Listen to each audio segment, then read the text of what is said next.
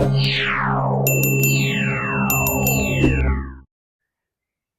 students, in the last video, we were studied about the theory aspects relating to the dissolution of partnership firms. Today in this video, let us solve the one problem, one problem relating to the dissolution of partnership firms. This problem asked in annual exam 2024, paper 1. In this problem, they have given who are the partners, their profit sharing ratio, and their last year balance sheet, and additional information at the time of dissolution of partnership firm, and what are the accounts we need to prepare. This information they given in this problem. Look at the problem. They given partners Shri Devi and Shri Priya. Who are the partners means the Shri Devi and Shri Priya are the partners. They sharing profits and losses equally. Equally means 1:1. Here two partners are there.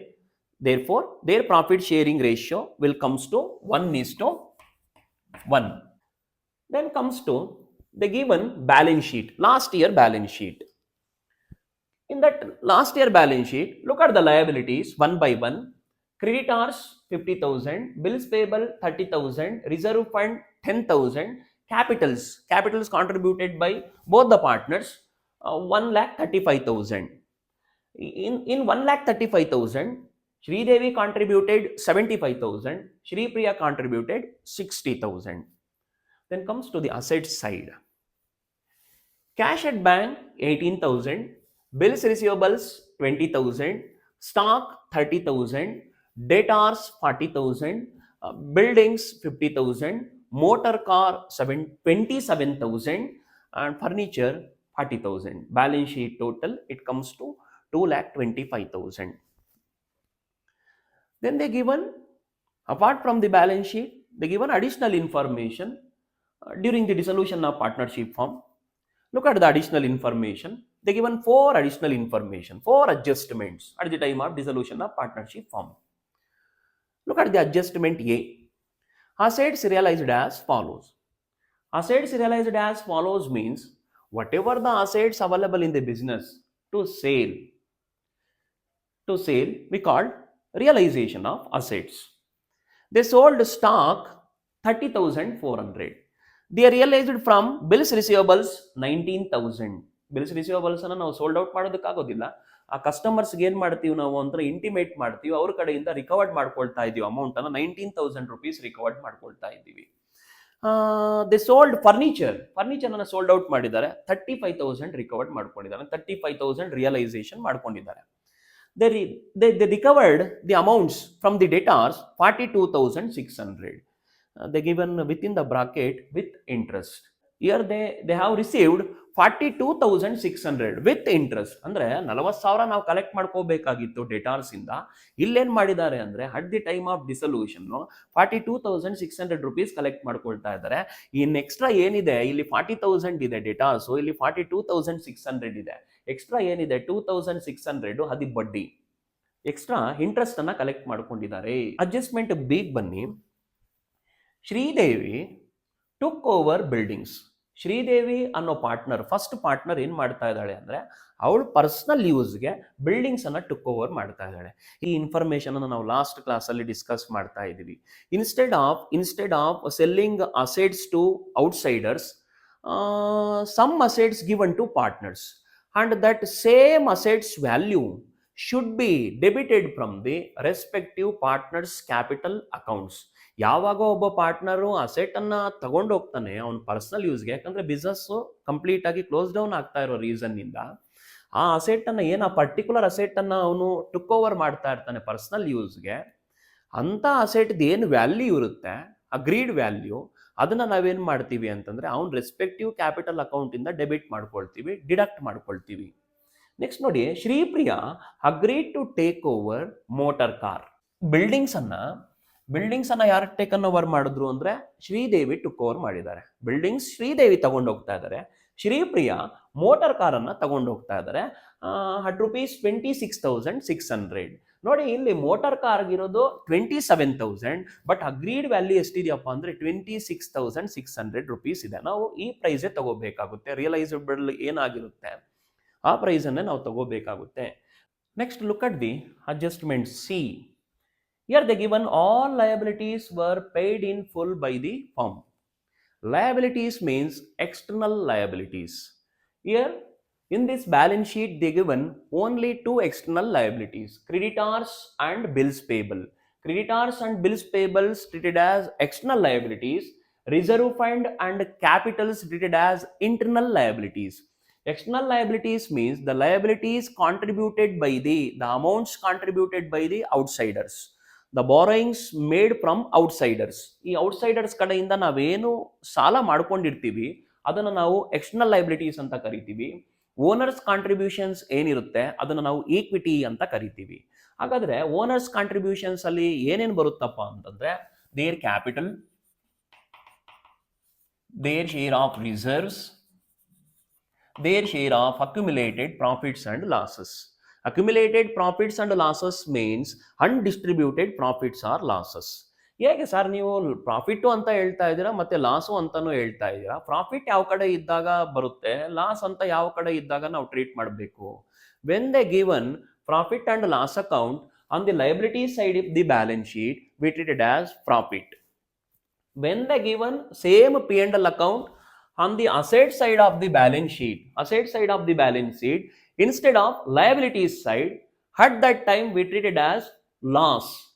In case ಏನಾದರೂ P&L liability side ಇದ್ದಾಗ ಅದನ್ನು ನಾವು profit ಅಂತ treat ಮಾಡ್ತೀವಿ.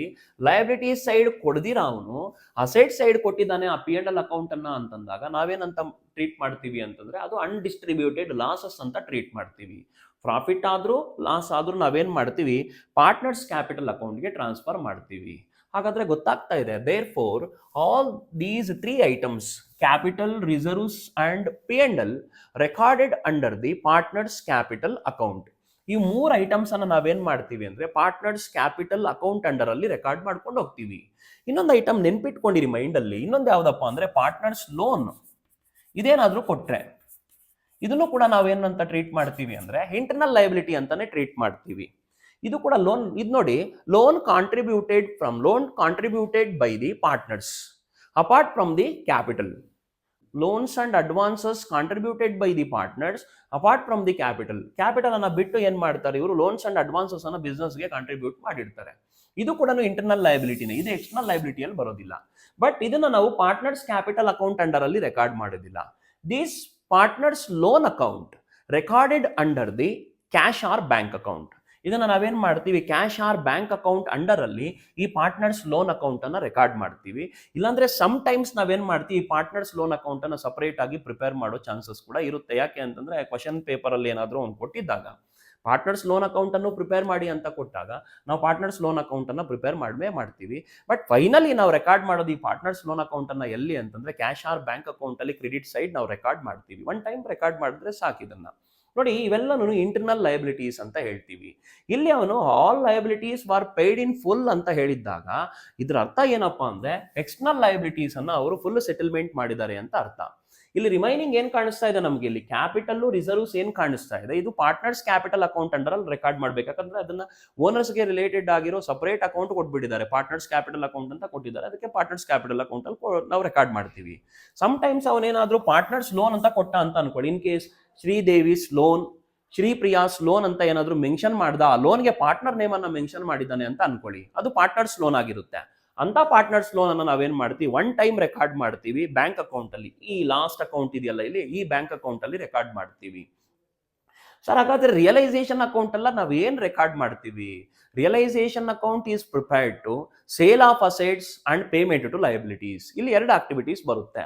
Assets ಅನ್ನ sold out ಮಾಡೋದು, ಲಯಬಿಲಿಟೀಸ್ಗೆ payment ಮಾಡೋದಕ್ಕೆ ನಾವೇನ್ ಮಾಡ್ತೀವಿ, ರಿಯಲೈಸೇಷನ್ ಅಕೌಂಟ್ ಅನ್ನ ಪ್ರಿಪೇರ್ ಮಾಡ್ತೀವಿ. ಪಾರ್ಟ್ನರ್ಸ್ ಕ್ಯಾಪಿಟಲ್ ಅಕೌಂಟ್ ಅನ್ನ ಏನಕ್ಕೆ ಪ್ರಿಪೇರ್ ಮಾಡ್ತೀವಿ ಅಂತಂದ್ರೆ ಪಾರ್ಟ್ನರ್ಸ್ ಕ್ಲೈಮ್ಸ್ ಏನೇನಿದೆ, ಅವ್ರಿಗೆ ಏನೇನು ಸೆಟಲ್ಮೆಂಟ್ ಮಾಡಬೇಕಾಗುತ್ತೆ, ಯಾವ್ದಾದ್ರು ಅಸೆಟ್ಸ್ ಲಯಬಿಲಿಟೀಸ್ ಏನಾದ್ರು ಅವರು ಟೇಕನ್ ಓವರ್ ಮಾಡಿದಾರಾ, ಆ ಇನ್ಫಾರ್ಮೇಶನ್ ಅನ್ನ ಪ್ರೆಸೆಂಟ್ ಮಾಡೋದಕ್ಕೆ ನಾವು ಪಾರ್ಟ್ನರ್ಸ್ ಕ್ಯಾಪಿಟಲ್ ಅಕೌಂಟ್ ಅನ್ನ ಪ್ರಿಪೇರ್ ಮಾಡ್ತೀವಿ. ಫೈನಲ್ ಆಗಿ ನಾವು ಸೆಟಲ್ಮೆಂಟ್ ಮಾಡೋದು ಕ್ಯಾಶ್ ಆರ್ ಬ್ಯಾಂಕ್ ಅಕೌಂಟ್ ಇಂದ ಅಲ್ವಾ ಸೆಟಲ್ಮೆಂಟ್ ಮಾಡ್ತೀವಿ. ಅದಕ್ಕೆ ಲಾಸ್ಟ್ ಆಗಿ ನಾವೇನ್ ಮಾಡ್ತೀವಿ, ಕ್ಯಾಶ್ ಆರ್ ಬ್ಯಾಂಕ್ ಅಕೌಂಟ್ ಅನ್ನ ನಾವು ಪ್ರಿಪೇರ್ ಮಾಡಿ ಎಲ್ಲ ಬುಕ್ಸ್ ಆಫ್ ಅಕೌಂಟ್ಸ್ ಅನ್ನ ಕ್ಲೋಸ್ ಮಾಡಿಬಿಡ್ತೀವಿ. ಇದು ಪ್ರಾಬ್ಲಮ್ ರಿಲೇಟೆಡ್ ಇನ್ಫಾರ್ಮೇಶನ್ ನಿಮಗೆ ಸಿಕ್ಕಿದೆ. ಈಗ ನಾವೇನ್ ಮಾಡೋಣ, ರಿಯಲೈಸೇಷನ್ ಅಕೌಂಟ್ ಅನ್ನ ಪ್ರಿಪೇರ್ ಮಾಡೋಣ. ರಿಯಲೈಸೇಷನ್ ಅಕೌಂಟ್ ಅನ್ನ ಪ್ರಿಪೇರ್ ಮಾಡಬೇಕಾದ್ರೆ ಸ್ವಲ್ಪ ಪಾಯಿಂಟ್ಸ್ ಅನ್ನು ನಾವು ಮೈಂಡಲ್ಲಿ ಇಟ್ಕೊಂಡಿರ್ಬೇಕಾಗುತ್ತೆ. ಯಾವುದಪ್ಪ ಅಂದ್ರೆ, ರಿಯಲೈಸೇಷನ್ ಅಕೌಂಟ್ ನಾವು ಪ್ರಿಪೇರ್ ಮಾಡ್ತಾ ಇದ್ದೀವಿ ಅಂದ್ರೆ ಪರ್ಪಸ್ ಏನಿದೆ ರಿಯಲೈಸೇಷನ್ ಅಕೌಂಟ್ ಅನ್ನ ಪ್ರಿಪೇರ್ ಮಾಡೋದು? ನಮಗೆ ಗೊತ್ತಿದೆ, realisation account is prepared at the time of dissolution of partnership firm to ascertain the profit or loss on sale of assets. Assets ಎಲ್ಲ ಸೋಲ್ಡ್ ಔಟ್ ಮಾಡೋದು, sale of assets and payment to liabilities. ಎಲ್ಲ assets ಅನ್ನ sold out ಮಾಡಬೇಕು, ಎಲ್ಲ ಲಯಬಿಲಿಟೀಸ್ಗೂ clear ಮಾಡಬೇಕು. ಇದು purpose. ಇದನ್ನು ನಾವು ಪ್ರಿಪೇರ್ ಮಾಡೋದು, ರಿಯಲೈಸೇಷನ್ ಅಕೌಂಟ್ ಪ್ರಿಪೇರ್ ಮಾಡೋದು ನೀಡ್ ಇದೆ, ಈ ಥರ ಇದೆ. ಈಗ ನಾವು ರಿಯಲೈಸೇಷನ್ ಅಕೌಂಟನ್ನು ಪ್ರಿಪೇರ್ ಮಾಡ್ತಾ ಇದ್ದೀವಿ ಅಂದರೆ ಫಸ್ಟ್ ನಾವೇನು ಮಾಡಬೇಕು ಅಂದರೆ, ಯಾವ್ಯಾವ ಅಸೆಟ್ಸು ಸೇಲ್ ಮಾಡೋದಕ್ಕೆ ಇದಾವೆ ಅಂಥ ಅಸೆಟ್ಸನ್ನು ನಾನು ಫಸ್ಟ್ ಲಿಸ್ಟ್ ಮಾಡ್ಕೋಬೇಕಾಗುತ್ತೆ. ಮತ್ತೆ ಯಾವ್ಯಾವ ಲೈಬಿಲಿಟೀಸ್ಗೆ, ಲೈಬಿಲಿಟೀಸ್ ಮೀನ್ಸ್ ಎಕ್ಸ್ಟರ್ನಲ್ ಲೈಬಿಲಿಟೀಸ್, ಯಾವ್ಯಾವ ಲೈಬಿಲಿಟೀಸ್ಗೆ ನಾನು ಪೇಮೆಂಟ್ ಮಾಡಬೇಕು ಆ ಲೈಬಿಲಿಟೀಸನ್ನು ನಾನು ಇಲ್ಲಿ ಲಿಸ್ಟ್ ಮಾಡ್ಕೋಬೇಕಾಗುತ್ತೆ.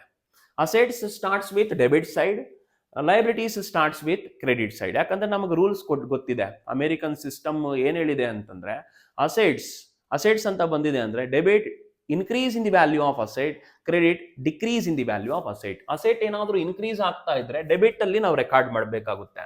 ಅದೇ ಅಸೆಟ್ ಡಿಕ್ರೀಸ್ ಆಗ್ತಾ ಇದೆ ಅಂತಂದ್ರೆ ಅಂತ ಅಸೆಟ್ ವ್ಯಾಲ್ಯೂ ಏನ್ ಮಾಡ್ಬೇಕು, ನಾವು ಕ್ರೆಡಿಟ್ ಸೈಡ್ ರೆಕಾರ್ಡ್ ಮಾಡಬೇಕಾಗುತ್ತೆ. ಲೈಬಿಲಿಟೀಸ್ಗೆ ಏನ್ ರೂಲ್ಸ್ ಹೇಳುತ್ತೆ ಅಂದ್ರೆ, liabilities debit decrease in the value of liability. Liability ಯಾವಾಗ ಡಿಕ್ರೀಸ್ ಆಗುತ್ತೆ, ನಾವು ಯಾವಾಗಾದ್ರೂ ಪೇಮೆಂಟ್ ಮಾಡ್ತಾ ಇದೀವಿ ಅಂದ್ರೆ ಲೈಬಿಲಿಟಿ ಡಿಕ್ರೀಸ್ ಆಗುತ್ತೆ, ಆಗ ಅದನ್ನ ಡೆಬಿಟ್ ಅಲ್ಲಿ ತೋರಿಸಬೇಕಾಗುತ್ತೆ ಪೇಮೆಂಟ್ ಮಾಡೋ ಟೈಮಲ್ಲಿ. ಯಾವಾಗ ನಾವು ಅದನ್ನು ಬಾರೋಯಿಂಗ್ಸ್ ಮಾಡ್ಕೊಳ್ತೀವಿ, ಇಲ್ಲ ಒಂದು ಅಕೌಂಟ್ ಇಂದ ಇನ್ನೊಂದು ಅಕೌಂಟ್ಗೆ ಯಾವಾಗ ಟ್ರಾನ್ಸ್ಫರ್ ಮಾಡ್ತೀವಿ, ನೋಡಿ ಇಲ್ಲಿ ಲೈಬಿಲಿಟೀಸ್ ಏನು ಇಲ್ಲ, ಈ ಲೈಬಿಲಿಟೀಸ್ ಯಾವಾಗ ಇಲ್ಲಿಗೆ ಟ್ರಾನ್ಸ್ಫರ್ ಆಗುತ್ತೋ ಲೈಬಿಲಿಟೀಸ್ ಬ್ಯಾಲೆನ್ಸ್ ಏನಾಗುತ್ತೆ, ಇನ್ಕ್ರೀಸ್ ಆಗುತ್ತೆ. ಎಲ್ಲಿ ಇನ್ಕ್ರೀಸ್ ಆಗಬೇಕು, ಕ್ರೆಡಿಟ್ ಅಲ್ಲೇ ಇನ್ಕ್ರೀಸ್ ಆಗಬೇಕು. ಅಸೆಟ್ ಅದೇ ತರನೇ, ಯಾವಾಗ ನಾವು ಓಲ್ಡ್ ಬ್ಯಾಲೆನ್ಸ್ ಶೀಟ್ ಇಂದ ರಿಯಲೈಸೇಷನ್ ಅಕೌಂಟ್ಗೆ ಟ್ರಾನ್ಸ್ಫರ್ ಮಾಡ್ಕೊಳ್ತೀವಿ, ಈಗ ನಾವು ಅಸೆಟ್ ಅನ್ನ ಕ್ರೆಡಿಟ್ ಸೈಡ್ ಟ್ರಾನ್ಸ್ಫರ್ ಮಾಡಿದೀವಿ ಅಂತಂದ್ರೆ ರಾಂಗ್ ಆಗ್ಬಿಡುತ್ತೆ. ಕ್ರೆಡಿಟ್ ರೂಲ್ ಏನ್ ಹೇಳುತ್ತೆ, ಅಸೆಟ್ಗೆ credit decrease in the value of asset ಅಂತ ಹೇಳುತ್ತೆ. ಅದಕ್ಕೆ ನಾವು ಕ್ರೆಡಿಟ್ ಸೈಡ್ ರೆಕಾರ್ಡ್ ಮಾಡಬಾರ್ದು. ಯಾವಾಗ ಅಸೆಟ್ ಅನ್ನ ನಾವು ಟ್ರಾನ್ಸ್ಫರ್ ಮಾಡ್ಕೊಳ್ತೀವಿ ರಿಯಲೈಸೇಷನ್ ಅಕೌಂಟ್ಗೆ, ಆಗ ನಾವೇನ್ ಮಾಡಬೇಕು, ಮಸ್ಟ್ ಅಂಡ್ ಶುಡ್ ನಾವು ಡೆಬಿಟ್ ಸೈಡೇ ತೋರಿಸಬೇಕಾಗುತ್ತೆ. ಯಾಕಂದ್ರೆ ರೂಲ್ ಹೇಳಿದೆ, ಅಸೆಟ್ ರೂಲ್ ಏನ್ ಹೇಳುತ್ತೆ ಅಂತಂದ್ರೆ, asset debit increase in the value of asset, credit decrease in the value of assets. ಯಾವಾಗ ಅಸೆಟ್ಸ್ ಕಮ್ಸ್ ಇನ್ ಆಗುತ್ತೋ ಹೋಲ್ಡ್ ಬ್ಯಾಲೆನ್ಸ್ ಶೀಟ್ ಇಂದ ರಿಯಲೈಸೇಷನ್ ಅಕೌಂಟ್ಗೆ ಅಸೆಟ್ ಬ್ಯಾಲೆನ್ಸ್ ಇನ್ಕ್ರೀಸ್ ಆಗುತ್ತೆ. ಅದಕ್ಕೆ ನಾವೇನ್ ಮಾಡ್ತೀವಿ, ಅದನ್ನ ಡೆಬಿಟ್ ಸೈಡ್ ರೆಕಾರ್ಡ್ ಮಾಡ್ತೀವಿ. ಅದೇ ಅಸೆಟ್ಸ್ ಡಿಕ್ರೀಸ್ ಆಗ್ತಾ ಇದೆ ಅಂತ ಹೇಳ್ತಾನೆ ಯಾವಾಗ, ಕ್ರೆಡಿಟ್ ಅಲ್ಲಿ. ಏನಕ್ಕೆ, ನಾವು ಯಾವಾಗ ಸೋಲ್ಡ್ ಔಟ್ ಮಾಡ್ತೀವೋ ಆಗ ನಾವೇನು ಹೇಳ್ತೀವಿ, all assets goes out from the partnership firm ಅಂತ ಹೇಳ್ತೀವಿ. ಎಲ್ಲ ಅಸೆಟ್ಸು ನಮ್ಮ ಪಾರ್ಟ್ನರ್ಶಿಪ್ ಫಾರ್ಮ್ ಇಂದ ಔಟ್ ಸೈಡ್ ಹೊಟ್ಟೋಗ್ತಾ ಇದ್ದಾವೆ, ಅಂದ್ರೆ ಸೋಲ್ಡ್ ಔಟ್ ಆಗೋಗ್ತಾ ಇದೆ ಅಂತ ಹೇಳಿದಾಗ, ಆಗ ಯಾವ್ಯಾವ ಸೋಲ್ಡ್ ಔಟ್ ಆಗಿರುತ್ತೋ ಅಸೆಟ್ಸು ಅದ್ರ ಬ್ಯಾಲೆನ್ಸ್ ಏನಾಗುತ್ತೆ ಅಂದ್ರೆ ಡಿಕ್ರೀಸ್ ಆಗುತ್ತೆ. ನೋಡಿ, ಈ ರೂಲ್ಸ್ ಅನ್ನ ನಾವು ಫಾಲೋ ಮಾಡಬೇಕಾಗುತ್ತೆ. ನೆಕ್ಸ್ಟ್ ಲಯಬಿಲಿಟೀಸ್ ರೂಲ್ಸ್ ಬಂದಿದೀವಿ ಅಂದ್ರೆ, ಲಯಬಿಲಿಟೀಸ್ ರೂಲ್ಸ್ ಏನ್ ಹೇಳುತ್ತೆ ಅಂದ್ರೆ, debit decrease in the value of liability, credit increase in the value of liability. Liabilities ನಾವು ಬಾರೋಯಿಂಗ್ಸ್ ಮಾಡ್ತಾ ಇದೀವಿ, ಇಲ್ಲಾಂದ್ರೆ ಒಂದು ಹೋಲ್ಡ್ ಬ್ಯಾಲೆನ್ಸ್ ಶೀಟ್ ಇಂದ ಇನ್ನೊಂದು ಹೊಸ ಅಕೌಂಟ್ಗೆ ನಾವು ಟ್ರಾನ್ಸ್ಫರ್ ಮಾಡ್ಕೊಳ್ತೀವಿ ಅಂತಂದ್ರೆ, ಲಯಬಿಲಿಟಿ ಕ್ರಿಯೇಟ್ ಆಗ್ತಾ ಇದೆ ಅಂತಂದ್ರೆ ನಾವು ಅದನ್ನ ಕ್ರೆಡಿಟ್ ಅಲ್ಲಿ ತೋರಿಸಬೇಕು. ಅದೇ ಲಯಬಿಲಿಟಿ ಕ್ಯಾನ್ಸಲ್ ಆಗ್ತಾ ಇದೆ, ಇಲ್ಲ ಕ್ಲಿಯರ್ ಆಗೋಗ್ತಾ ಇದೆ ಅಂತಂದಾಗ ನಾವು ಅದನ್ನ ಏನ್ ಮಾಡಬೇಕು, ಡೆಬಿಟ್ ಸೈಡ್ ತೋರಿಸಬೇಕಾಗುತ್ತೆ according to the rules.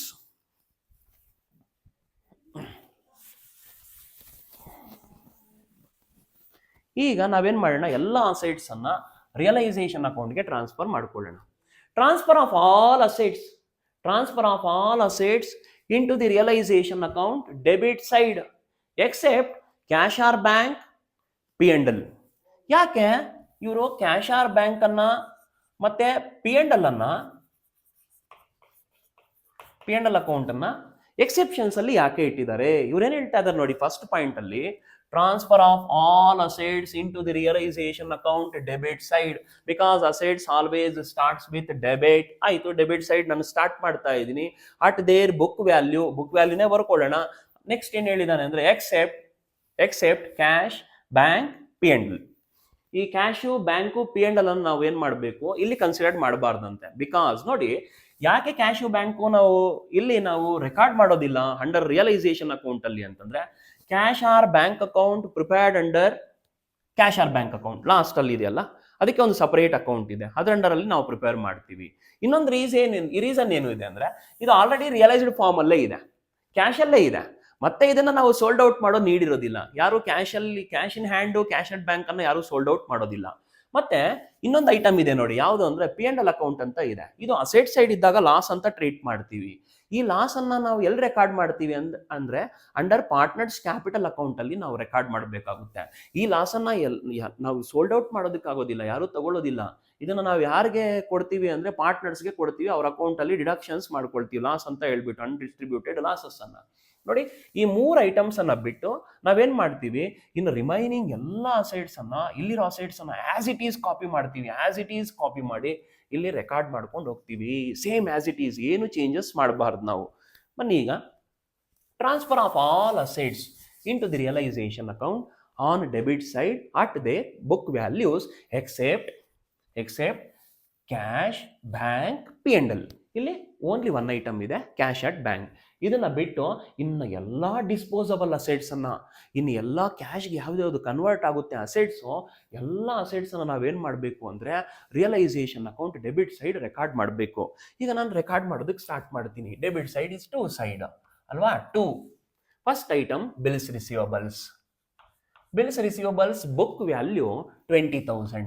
Outer column ಅಲ್ಲಿ ಬರ್ಕೋಬೇಕು ಇಂಡಿವಿಜುವಲ್ ಆಗಿ. ಅಂದ್ರೆ ನಮ್ಮ ಹತ್ರ ಯಾವ್ಯಾವ ಅಸೆಟ್ಸ್ ಇದೆ ಡಿಸ್ಪೋಸ್ ಮಾಡೋದಕ್ಕೆ, ಅಂದ್ರೆ ಕ್ಯಾಶ್ಗೆ ಕನ್ವರ್ಟ್ ಮಾಡ್ಕೊಳ್ಳೋದಕ್ಕೆ ಯಾವ್ಯಾವ ಅಸೆಟ್ಸ್ ಇರುತ್ತೆ ನಮ್ಮ ಹತ್ರ, ಅಂತ ಅಸೆಟ್ಸ್ ಅನ್ನ ಫಸ್ಟ್ ಲೀಸ್ಟ್ ಮಾಡ್ಕೋಬೇಕು. ಓಲ್ಡ್ ಬ್ಯಾಲೆನ್ಸ್ ಶೀಟ್ ಅಲ್ಲಿ ಏನಿರುತ್ತೆ ಅದ್ರ book value as it is ನಾವು ಬರ್ಕೋಬೇಕು. ಈ ಅಸೆಟ್ ಇಷ್ಟಕ್ಕಿದೆ ವ್ಯಾಲ್ಯೂ, ಈ ಅಸೆಟ್ ಇಷ್ಟಕ್ಕಿದೆ ವ್ಯಾಲ್ಯೂ, ನಾವು ಎಷ್ಟಕ್ಕೆ ಸೋಲ್ಡ್ ಔಟ್ ಮಾಡ್ಕೋಬೇಕು ನೋಡಿ. ಅಬ್ಸರ್ವ್ ಮಾಡೋದಕ್ಕೆ ಫಸ್ಟ್ ಲೀಸ್ಟ್ ಅನ್ನ ರೆಡಿ ಮಾಡ್ಕೊಳ್ತೀವಿ. What are the assets available in the business, first list. What are the external liabilities available in the business to pay, ಅದನ್ನೊಂದು ಲೀಸ್ಟ್. 2 ಲೀಸ್ಟ್ ಫಸ್ಟ್ ರೆಡಿ ಮಾಡ್ಕೊಬಿಡ್ಬೇಕು at their book value. Next stock ಇದೆ, 2 stock valued at 30,000. Next asset debtors, 2 debtors 40,000. Adjustments ಅನ್ನ observe ಮಾಡಬಾರ್ದು. First step ಅಲ್ಲಿ list of assets, list of external liabilities ಅನ್ನ ನೀವು prepare ಮಾಡೋ ಟೈಮಲ್ಲಿ, ರೆಕಾರ್ಡ್ ಮಾಡೋ ಟೈಮಲ್ಲಿ ಯಾವುದೇ ಕಾರಣಕ್ಕೂ ನೀವು ಅಡ್ಜಸ್ಟ್ಮೆಂಟ್ಸ್ ಅನ್ನ ಅಬ್ಸರ್ವ್ ಮಾಡಬೇಡಿ. ಜಸ್ಟ್ ಹೋಲ್ಡ್ ಬ್ಯಾಲೆನ್ಸ್ ಶೀಟ್ ಅನ್ನ ಅಬ್ಸರ್ವ್ ಮಾಡ್ತಾ ಇರಿ. ರಿಟರ್ನ್ಸ್ ಆಯ್ತು. Next buildings, 2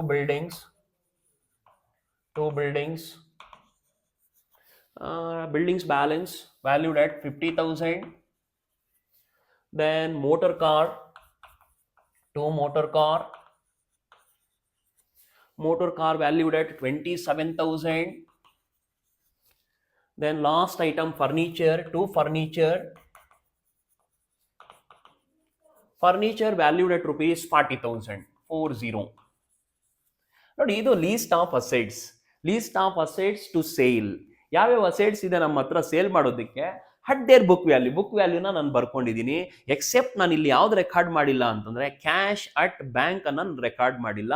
Y? Because cash at bank will record under bank account. ಇದನ್ನ ನಾನೇನ್ ಮಾಡ್ತೀನಿ, ಕ್ಯಾಶ್ ಅಟ್ ಬ್ಯಾಂಕ್ ಅನ್ನ ನಾನು ಬ್ಯಾಂಕ್ ಅಕೌಂಟ್ ಅಂಡರ್ ಅಲ್ಲಿ ರೆಕಾರ್ಡ್ ಮಾಡ್ತೀನಿ. ಒಂದು ಪಾಯಿಂಟ್. ಇನ್ನೊಂದು ಪಾಯಿಂಟ್ ಏನಪ್ಪಾ ಅಂದ್ರೆ, ಇದು ಆಲ್ರೆಡಿ ರಿಯಲೈಸ್ಡ್ ಫಾರ್ಮ್ ಅಲ್ಲೇ ಇದೆ, ಕ್ಯಾಶ್ ಅಲ್ಲೇ ಇದೆ, ಇದನ್ನ ನಾವು ಸೋಲ್ಡ್ ಔಟ್ ಮಾಡೋ ನೀಡಿರೋದಿಲ್ಲ. ಅದಕ್ಕೆ ನಾವೇನ್ ಮಾಡ್ತೀವಿ, ಅದನ್ನ ಇಗ್ನೋರ್ ಮಾಡಿ ಇನ್ನು ರಿಮೈನಿಂಗ್ ಎಲ್ಲ ಅಸೆಟ್ಸ್ ಅನ್ನ ನಾವು ಲೀಸ್ಟ್ ರೆಡಿ ಮಾಡ್ಕೊಳ್ತೀವಿ ಅಟ್ ದೇರ್ ಬುಕ್ ವ್ಯಾಲ್ಯೂ. ಇದು ಬುಕ್ ವ್ಯಾಲ್ಯೂ ಅಂತ ಹೇಳ್ತೀವಿ.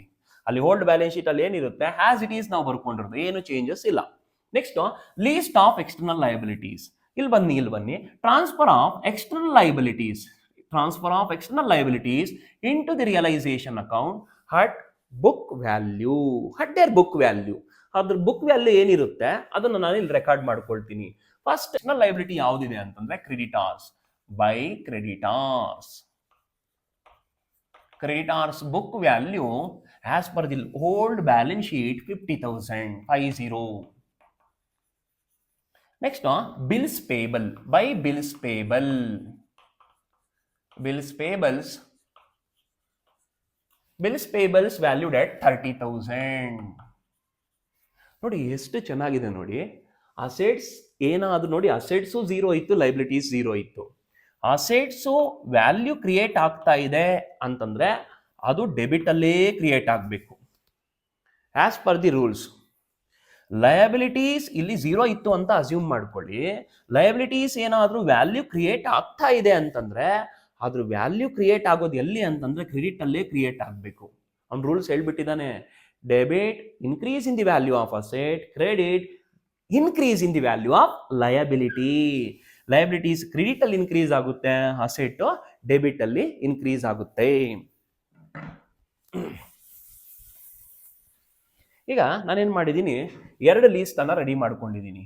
ಒಂದು ಲೀಸ್ಟ್ ಆಫ್ ಡಿಸ್ಪೋಸಬಲ್ ಅಸೆಟ್ಸ್, ಇನ್ನೊಂದು ಲೀಸ್ಟ್ ಆಫ್ ಎಕ್ಸ್ಟರ್ನಲ್ ಲಯಬಿಲಿಟೀಸ್. ಯಾವ್ಯಾವ ಅಸೆಟ್ಸ್ ಅನ್ನು ನಾನು ಕ್ಯಾಶ್ಗೆ ಕನ್ವರ್ಟ್ ಮಾಡ್ಕೊಬೇಕು, ಮತ್ತೆ ಯಾವ್ಯಾವ ಲಯಬಿಲಿಟೀಸ್ಗೆ ಅಂದ್ರೆ ಎಕ್ಸ್ಟರ್ನಲ್ ಲಯಬಿಲಿಟೀಸ್ಗೆ ನಾನು ಎಷ್ಟೆಷ್ಟು ಪೇಮೆಂಟ್ ಮಾಡಬೇಕು ಅಂತ ನಾನು ಲೀಸ್ಟ್ ಮಾಡ್ಕೊಂಡಿದ್ದೀನಿ. Whatever the assets in the business to sale, whatever the liabilities available in the business to pay. 2 list ready ಇದೆ. ಈಗ ನಾವೇನ್ ಮಾಡಬೇಕು, ಅಡಿಷನಲ್ ಇನ್ಫಾರ್ಮೇಶನ್ಗೆ ಬರಬೇಕು. ಯಾವ್ಯಾವ ಅಸೆಟ್ ಎಷ್ಟೆಷ್ಟಿಗೆ ರಿಕವರ್ಡ್ ಎಷ್ಟೆಷ್ಟಿಗೆ ರಿಯಲೈಸೇಷನ್ ಆಗಿದೆ ಅನ್ನೋ ಇನ್ಫಾರ್ಮೇಶನ್, ಅಡಿಷನಲ್ ಇನ್ಫಾರ್ಮೇಶನ್ ಅದು ಸಿಗುತ್ತೆ ನಮಗೆ. ಈಗ ನಾವು 1 by 1 ನೋಡ್ತಾ ಬರೋಣ. ಅಡ್ಜಸ್ಟ್ಮೆಂಟ್ ನೋಡಿ, assets realised as follows. Assets realised as follows means the sale of assets are the realisation of cash by sale of assets ಅಂತ ಹೇಳ್ತೀವಿ. ನೋಡೋಣ ಯಾವ್ಯಾವ ಅಸೆಟ್ಸ್ ಇಂದ ಎಷ್ಟೆಷ್ಟು ಬಂದಿದೆ ಅಂತ. Stock rupees 30,400. Realisation of assets means realisation of cash. ಕ್ಯಾಶ್ಗೆ ಎಷ್ಟು ರಿಯಲೈಸೇಷನ್ ಆಗಿದೆ ಅಂತ ಬೈ ಕ್ಯಾಶ್ ಅಕೌಂಟ್. ಇಲ್ಲಿ ಕ್ಯಾಶ್ ಆದ್ರೂ ಬರ್ಕೋಬಹುದು, ಬ್ಯಾಂಕ್ ಆದ್ರೂ ಬರ್ಕೋಬಹುದು, depending upon the problem. Problem ಅಲ್ಲಿ ಏನ್ ಕೊಟ್ಟಿರ್ತಾರೆ ಅವ್ರ ಇನ್ಸ್ಟ್ರಕ್ಷನ್ಸ್ ಅಲ್ಲಿ, ಯಾವ ಅಕೌಂಟ್ ಪ್ರಿಪೇರ್ ಮಾಡಿ ಅಂತ ಹೇಳಿರ್ತಾರೆ, ಆ ಅಕೌಂಟ್ ನೇಮೇ ಇಲ್ಲಿ ನಾವು ತೋರಿಸಬೇಕಾಗುತ್ತೆ. ನೋಡಿ, year the given bank, so we should write year bank only. ಅದಕ್ಕೆ ನಾನು ಇಲ್ಲಿ ಬ್ಯಾಂಕ್ ಅಂತ ಬರೀತೀನಿ. ಬೇಕಾದ್ರೆ ನೀವು ಬ್ಯಾಲೆನ್ಸ್ ಶೀಟ್ ಅಲ್ಲಿ ಅಬ್ಸರ್ವ್ ಮಾಡಿ, ಅಲ್ಲಿ ಕೂಡ ಬ್ಯಾಂಕೇ ಇದೆ, cash at cash at bank ಅಂತ ಕೊಟ್ಟಿದ್ದಾನೆ. ಸೊ ನಾವೇನ್ ಮಾಡ್ಬೇಕು ಅಂದ್ರೆ ಬ್ಯಾಂಕ್ ಅಂತಾನೆ ಬರ್ಕೋಬೇಕು. ಬನ್ನಿ ಯಾವ್ಯಾವ ಅಸೆಟ್ಸ್ ಎಷ್ಟಕ್ಕೆ ರಿಯಲೈಸೇಷನ್ ಆಗಿದೆ ಅಂತ ನೋಡೋಣ. ಸ್ಟಾಕ್ ಫಸ್ಟ್ ಒನ್, ಅಲ್ಲೇನ್ ಲೀಸ್ಟ್ ಕೊಟ್ಟಿರ್ತಾನೆ ಅದ್ರ ಪ್ರಕಾರನೇ ಬರ್ಕೊಂಡು ಹೋಗ್ಬೇಕು. ಸ್ಟಾಕ್ ಇನ್ನರ್ ಕಾಲಮ್ ಅಲ್ಲಿ ಬರ್ಕೊಳ್ಳಿ, 30,400. 30,400. Next bills receivables, 19,000. Furniture, next item, furniture realized for rupees 35,000. Next, debtors with interest, 42,600. ನೋಡಿ, ಇವೆಲ್ಲನೂ ಕ್ಯಾಶ್ಗೆ ರಿಯಲೈಸೇಷನ್ ಆಗ್ತಾ ಇರೋ ಅಸೆಟ್ಸ್. ನೋಡೋಣ ಒಂದ್ಸರಿ ನಾವು ವೆರಿಫೈ ಮಾಡ್ಕೊಳ್ಳೋಣ, ನಮ್ಮ ಲೀಸ್ಟ್ ಅಲ್ಲಿ ಎಷ್ಟು ಅಸೆಟ್ಸ್ ಇತ್ತು, ನಾವಿಲ್ಲಿ ಎಷ್ಟು ಅಸೆಟ್ಸ್ ಅನ್ನ ರಿಯಲೈಸೇಷನ್ ಮಾಡ್ತಾ ಇದೀವಿ ಕ್ಯಾಶ್ಗೆ ಅಂತ ನೋಡ್ಕೊಳ್ಳೋಣ. ಒಂದ್ ಚೆಕ್ ಮಾಡ್ಕೊಳ್ಳೋಣ. ಸ್ಟಾಕ್ ಇಲ್ಲಿ ಇದೆಯಾ ನೋಡಿ, ಇಲ್ಲಿ ನೋಡಿ ಸ್ಟಾಕ್ ರಿಯಲೈಸೇಷನ್ ಆಗಿದೆ. Next bills receivables, yes bills receivable realisation ಆಗಿದೆ. ನೀವೇನ್ ಚೆಕ್ ಮಾಡ್ಕೋಬೇಡಿ ವ್ಯಾಲ್ಯೂಸ್.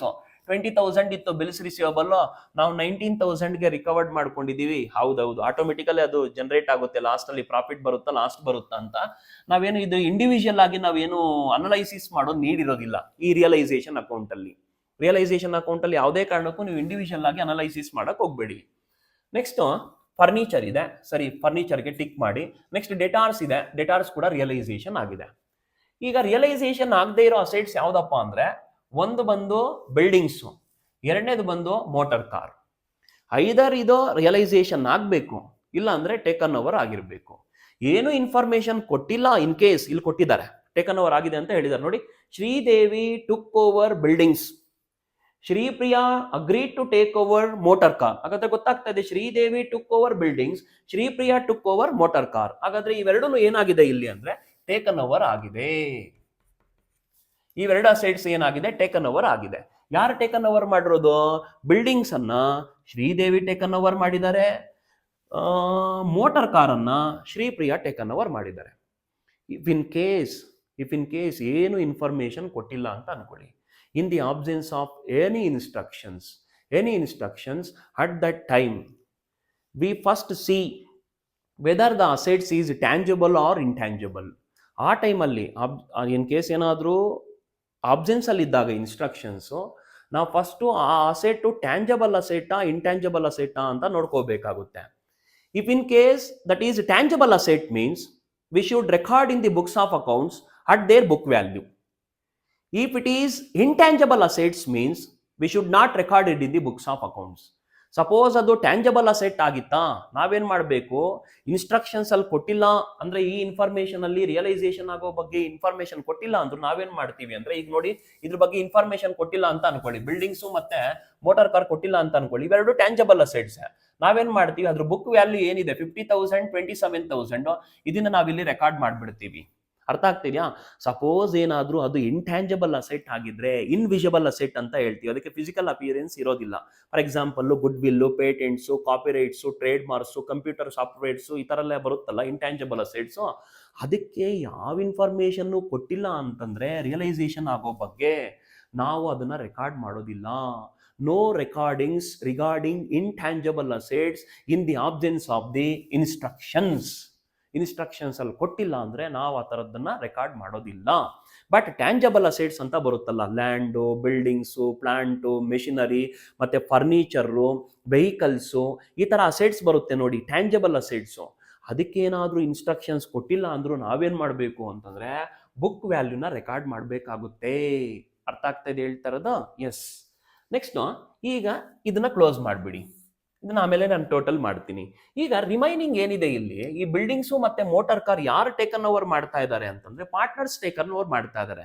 ನಾವು ಲಾಸ್ಟ್ ವಿಡಿಯೋದಲ್ಲಿ ಡಿಸ್ಕಸ್ ಮಾಡಿದ್ವಿ, when assets taken over by the partners should be debit from their respective capital account ಅಂತ ಮಾತಾಡ್ತಾ ಇದ್ವಿ. ಅವ್ರ ಕ್ಯಾಪಿಟಲ್ ಅಕೌಂಟ್ ಇಂದ ಅದನ್ನ ನಾವು ಡೆಬಿಟ್ ಮಾಡ್ಕೋಬೇಕಾಗುತ್ತೆ. So write here by first partner ಯಾರು? ಶ್ರೀದೇವಿ ಟೇಕನ್ ಓವರ್ ಮಾಡಿರೋದು. Sridevi's capital account, Sridevi capital account. Write narration under the respective capital account. ಏನ್ ಟೇಕನ್ ಓವರ್ ಮಾಡಿರೋದು ಇವರು? Buildings taken over. ಫುಲ್ ಬರೀರಿ, ಬಿಲ್ಡಿಂಗ್ಸ್ ಟೇಕನ್ ಓವರ್. ಇದು ನರೇಷನ್ ಇರ್ಲಿ, ಮಿನಿಮಮ್ ಎಕ್ಸ್ಪ್ಲನೇಷನ್ ಇರ್ಲಿ, brief description ಇರ್ಲಿ. Buildings taken over for value rupees 60,000. For 60,000. In case value ಕೊಟ್ಟಿಲ್ವಾ, ನೀವೇನ್ ಮಾಡ್ತೀರಿ, ಬಿಲ್ಡಿಂಗ್ಸ್ದು ಬುಕ್ ವ್ಯಾಲ್ಯೂ ತಗೋಬೇಕು 50,000. ಅಲ್ಲಿ ವ್ಯಾಲ್ಯೂ ಇದೆ, ಸೊ ಆ ವ್ಯಾಲ್ಯೂನೇ, ರಿಯಲೈಸ್ಡ್ ವ್ಯಾಲ್ಯೂನೇ ನಾವೇನ್ ಮಾಡಬೇಕು, ತಗೋಬೇಕಾಗುತ್ತೆ. ಅಂದ್ರೆ ಟೇಕನ್ ಓವರ್ ವ್ಯಾಲ್ಯೂ ಇರುತ್ತಲ್ಲ ಅದನ್ನೇ ನಾವು ಇಲ್ಲಿ ಕನ್ಸಿಡರ್ ಮಾಡಬೇಕಾಗುತ್ತೆ. Next, Sripriya agree to take over motor car by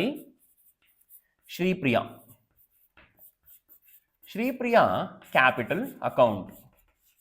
debited ಅಂತ ಹೇಳಿದೆ ನೋಡಿ, ಅದಕ್ಕೆ ಬೈ ಮಾಡ್ತಾ ಇದ್ದೀನಿ ನಾನು. By means debit. ಇಲ್ಲಿ ಮಾಡ್ತಾ ಇದ್ದೀನಿ ನೋಡಿ, ಡೆಬಿಟೆಡ್ ಮಾಡ್ತಾ ಇದ್ದೀನಿ ಅಂದ್ರೆ ಡಿಡಕ್ಷನ್ಸ್ ಮಾಡ್ತೀನಿ ಫ್ಯೂಚರ್ ಅಲ್ಲಿ ಅವ್ರ ಅಕೌಂಟ್ ಇಂದ. Sripriya's capital account. Sripriya took over motor car. Sripriya took over motor car for the value of rupees 26,600. 26,600. In case ಇದಕ್ಕೂ ಏನಾದ್ರೂ ವ್ಯಾಲ್ಯೂ ಕೊಟ್ಟಿಲ್ಲ, ಟೇಕನ್ ಓವರ್ ವ್ಯಾಲ್ಯೂ ಅಂದಾಗ ನಾವೇನ್ ಮಾಡ್ತೀವಿ ಅಂದ್ರೆ ಬುಕ್ ವ್ಯಾಲ್ಯೂ 27,000 ತಗೋಬೇಕಾಗುತ್ತೆ ಇನ್ಸ್ಟ್ರಕ್ಷನ್ಸ್ ಅಲ್ಲಿ ಕೊಡದೇ ಇದ್ದಾಗ. ಅರ್ಥ ಆಗ್ತಿದೆಯಾ? ಇವೆಲ್ಲ ನೋಡಿ, ಇಲ್ಲಿ ಏನು ಅಸೆಟ್ಸ್ ಇದೆ ಎಲ್ಲನೂ ಲೆಫ್ಟ್ ಹ್ಯಾಂಡ್ ಸೈಡ್ ಅಲ್ಲಿರೋ ಅಸೆಟ್ಸ್ ಏನಾಗಬೇಕು ಅಂದ್ರೆ ರೈಟ್ ಹ್ಯಾಂಡ್ ಸೈಡ್ ಬಂದ್ಬಿಡ್ಬೇಕು. ರೀಸನ್ ಏನು ಅಂದ್ರೆ debit increase in the value of assets, credit decrease in the value of assets. ಎಲ್ಲ ಅಸೆಟ್ಸ್ ಕ್ಯಾನ್ಸಲೇಷನ್ ಆಗ್ಲೇಬೇಕು. ಇಲ್ಲಿ ನೀವೇನು ಅಸೆಟ್ಸ್ ಅನ್ನ ಲೀಸ್ಟ್ ಔಟ್ ಮಾಡಿರ್ತೀರಾ, ಎಲ್ಲ ಅಸೆಟ್ಸ್ ಐದರ್ ಕ್ಯಾಶ್ಗಾದ್ರೂ ರಿಯಲೈಸೇಷನ್ ಆಗಿರ್ಬೇಕು, ಇಲ್ಲ ಅಂತಂದ್ರೆ ಪಾರ್ಟ್ನರ್ಸ್ ಆದ್ರೂ ಟೇಕನ್ ಓವರ್ ಮಾಡಿರ್ಬೇಕು. ಈಗ ಈ ಟೋಟಲ್ ಅಸೆಟ್ಸ್ ನಾವು ಪೆಂಡಿಂಗ್ ಬಿಟ್ಟಿದ್ವಲ್ಲ, 30,400 ಪ್ಲಸ್ 19,000 ಪ್ಲಸ್ 35,000 ಪ್ಲಸ್ 42,600 ಟೋಟಲ್ ಮಾಡ್ಕೊಂಡ್ರೆ ನಮ್ಗೆ ಎಷ್ಟು ಬರುತ್ತೆ ಅಂದ್ರೆ 1,27,000 rupees ಬರುತ್ತೆ. 1,27,000 rupees ಬರುತ್ತೆ. ಇದು ಅಸೆಟ್ಸ್ ಅನ್ನ ನಾವು ಕ್ಯಾಶ್ಗೆ ರಿಯಲೈಸೇಷನ್ ಮಾಡ್ಕೊಂಡ್ರೆ 1,27,000 ಬಂದಿದೆ. ಇನ್ನು ರಿಮೈನಿಂಗ್ ಏನ ಬಿಲ್ಡಿಂಗ್ಸು ಮೋಟಾರ್ ಕಾರ್ ಏನಿತ್ತು ಔಟ್ಸೈಡರ್ಸ್ಗೆ, ನಾವು ಔಟ್ಸೈಡರ್ಸ್ ಕಡೆಯಿಂದ ಕ್ಯಾಶ್ಗೆ ರಿಯಲೈಸೇಷನ್ ಆಗದೆ ಇರೋದನ್ನ ಪಾರ್ಟ್ನರ್ಸ್ಗೆ ಏನು ಕೊಟ್ಟಿದ್ವಿ, ಅದರಿಂದ 60,000 ಮತ್ತೆ 26,600 rupees ಬಂದಿದೆ. ಈಗ ನಮ್ಮ ಹತ್ರ ಕ್ಯಾಶ್ ಎಷ್ಟಿದೆಯಪ್ಪ ಅಂದ್ರೆ 1,27,000 rupees ಇದೆ. ಈಗ ಈ ಕ್ಯಾಶ್ ಅನ್ನ ನಾವೇನ್ ಮಾಡ್ತೀವಿ ಅಂದ್ರೆ ಎಕ್ಸ್ಟರ್ನಲ್ ಲಯಬಿಲಿಟೀಸ್ಗೆ ಪೇಮೆಂಟ್ ಮಾಡೋದಕ್ಕೆ ಯೂಸ್ ಮಾಡ್ಕೊಳ್ತೀವಿ. ಈಗ ಇಲ್ಲಿ ನಮ್ಗೆ ಎಕ್ಸ್ಟರ್ನಲ್ ಲಯಬಿಲಿಟೀಸ್ ಎಷ್ಟಿದಾವೆ? ಎರಡಿದೆ, ಕ್ರೆಡಿಟಾರ್ಸು ಮತ್ತೆ ಬಿಲ್ಸ್ ಪೇಬಲ್. ಇದ್ರ ಬಗ್ಗೆ ಏನ್ ಇನ್ಸ್ಟ್ರಕ್ಷನ್ಸ್ ಕೊಟ್ಟಿದ್ದಾರೆ ಅಂತ ನೋಡಿ. ಸಿ ನಲ್ಲಿದೆ ಆಲ್ ಲಯಬಿಲಿಟೀಸ್ ವರ್ ಪೇಡ್ ಇನ್ ಫುಲ್ ಅಂತ ಹೇಳಿದ್ದಾರೆ. ಇನ್ ಕೇಸ್ ಆ ತರ ಇನ್ಸ್ಟ್ರಕ್ಷನ್ಸ್ ಅಲ್ಲಿ ಕೊಟ್ಟಿಲ್ಲ ಅಂತಂದ್ರು ನಾವೇನಿಲ್ಲಿ ಲೀಸ್ಟ್ ಮಾಡಿರ್ತೀವಿ ಅದು ಕ್ಲಿಯರ್ ಆಗ್ಲೇಬೇಕು, ಆಪೋಸಿಟ್ ಬರಲೇಬೇಕು. ನೋಡಿ ಇಲ್ಲಿ ಇರೋ ಅಸೆಟ್ಸ್ ಹೇಗೆ ಆಪೋಸಿಟ್ ಸೈಡ್ ಹೋಗಿ ಎಲ್ಲಾ ಅಸೆಟ್ಸ್ ಕ್ಯಾನ್ಸಲ್ ಆದ್ವು, ಅದೇ ಥರನೇ ಇಲ್ಲಿರೋ ಲಯಬಿಲಿಟೀಸು ಆಪೋಸಿಟ್ ಸೈಡ್ ಅಂದರೆ ರೈಟ್ ಹ್ಯಾಂಡ್ಸ್ಗೆ ಆಪೋಸಿಟ್ ಸೈಡು, ಕ್ರೆಡಿಟ್ ಸೈಡ್ಗೆ ಆಪೋಸಿಟ್ ಸೈಡ್ ಯಾವುದು, ಡೆಬಿಟ್ ಸೈಡ್ ಬರಲೇಬೇಕು. ಈಗ ನೋಡಿ ಅಸೆಟ್ಸನ್ನು ಸೋಲ್ಡ್ ಔಟ್ ಮಾಡಿದ್ರೆ ನಮಗೆ ಕ್ಯಾಶ್ ರಿಯಲೈಸೇಷನ್ ಆಗಿದೆ. ಅದೇ ಥರನೇ ಲಯಬಿಲಿಟೀಸ್ಗೆ ನಾವು ಪೇಮೆಂಟ್ ಮಾಡೋ ಟೈಮಲ್ಲಿ ಕೂಡ ಕ್ಯಾಶನ್ನೇ ಯೂಸ್ ಮಾಡ್ಕೋಬೇಕಾಗುತ್ತೆ. Liabilities, external liabilities paid through cash or bank account. Here we need to write down the bank account. ಯಾಕಂದ್ರೆ ಅಲ್ಲಿ ಬ್ಯಾಲೆನ್ಸ್ ಶೀಟ್ ಅಲ್ಲಿ ಬ್ಯಾಂಕ್ ಅಂತಾನೆ ಇದೆ, ಮತ್ತೆ ಇಲ್ಲಿ ಕೇಳಿರೋದು ಕೂಡ ಬ್ಯಾಂಕ್ ಅಂತಾನೆ ಇದೆ. ಯೂಶುವಲ್ ಆಗಿ ನಾವು ಜಾಸ್ತಿ ಕ್ಯಾಶ್ ಅಂತಾನೆ ಹೇಳ್ತಾ ಇರೋದಕ್ಕೆ ಕ್ಯಾಶ್ ಅಂತ ಹೇಳ್ತಾ ಇದ್ದೀನಿ, ಬಟ್ ಇಲ್ಲಿ ನಾವು ಬ್ಯಾಂಕ್ ಅಂತಾನೆ ಬರ್ಕೋಬೇಕು. ಈಗ ಎಕ್ಸ್ಟರ್ನಲ್ ಲೈಬಿಲಿಟೀಸ್ ನೋಡಿ, ಕ್ರೆಡಿಟಾರ್ಸ್ ಇದೆ ಮತ್ತೆ ಬಿಲ್ಸ್ ಪೇಬಲ್ ಇದೆ, ಬರ್ಕೊಂಬೇಡ. ಕ್ರೆಡಿಟಾರ್ಸ್,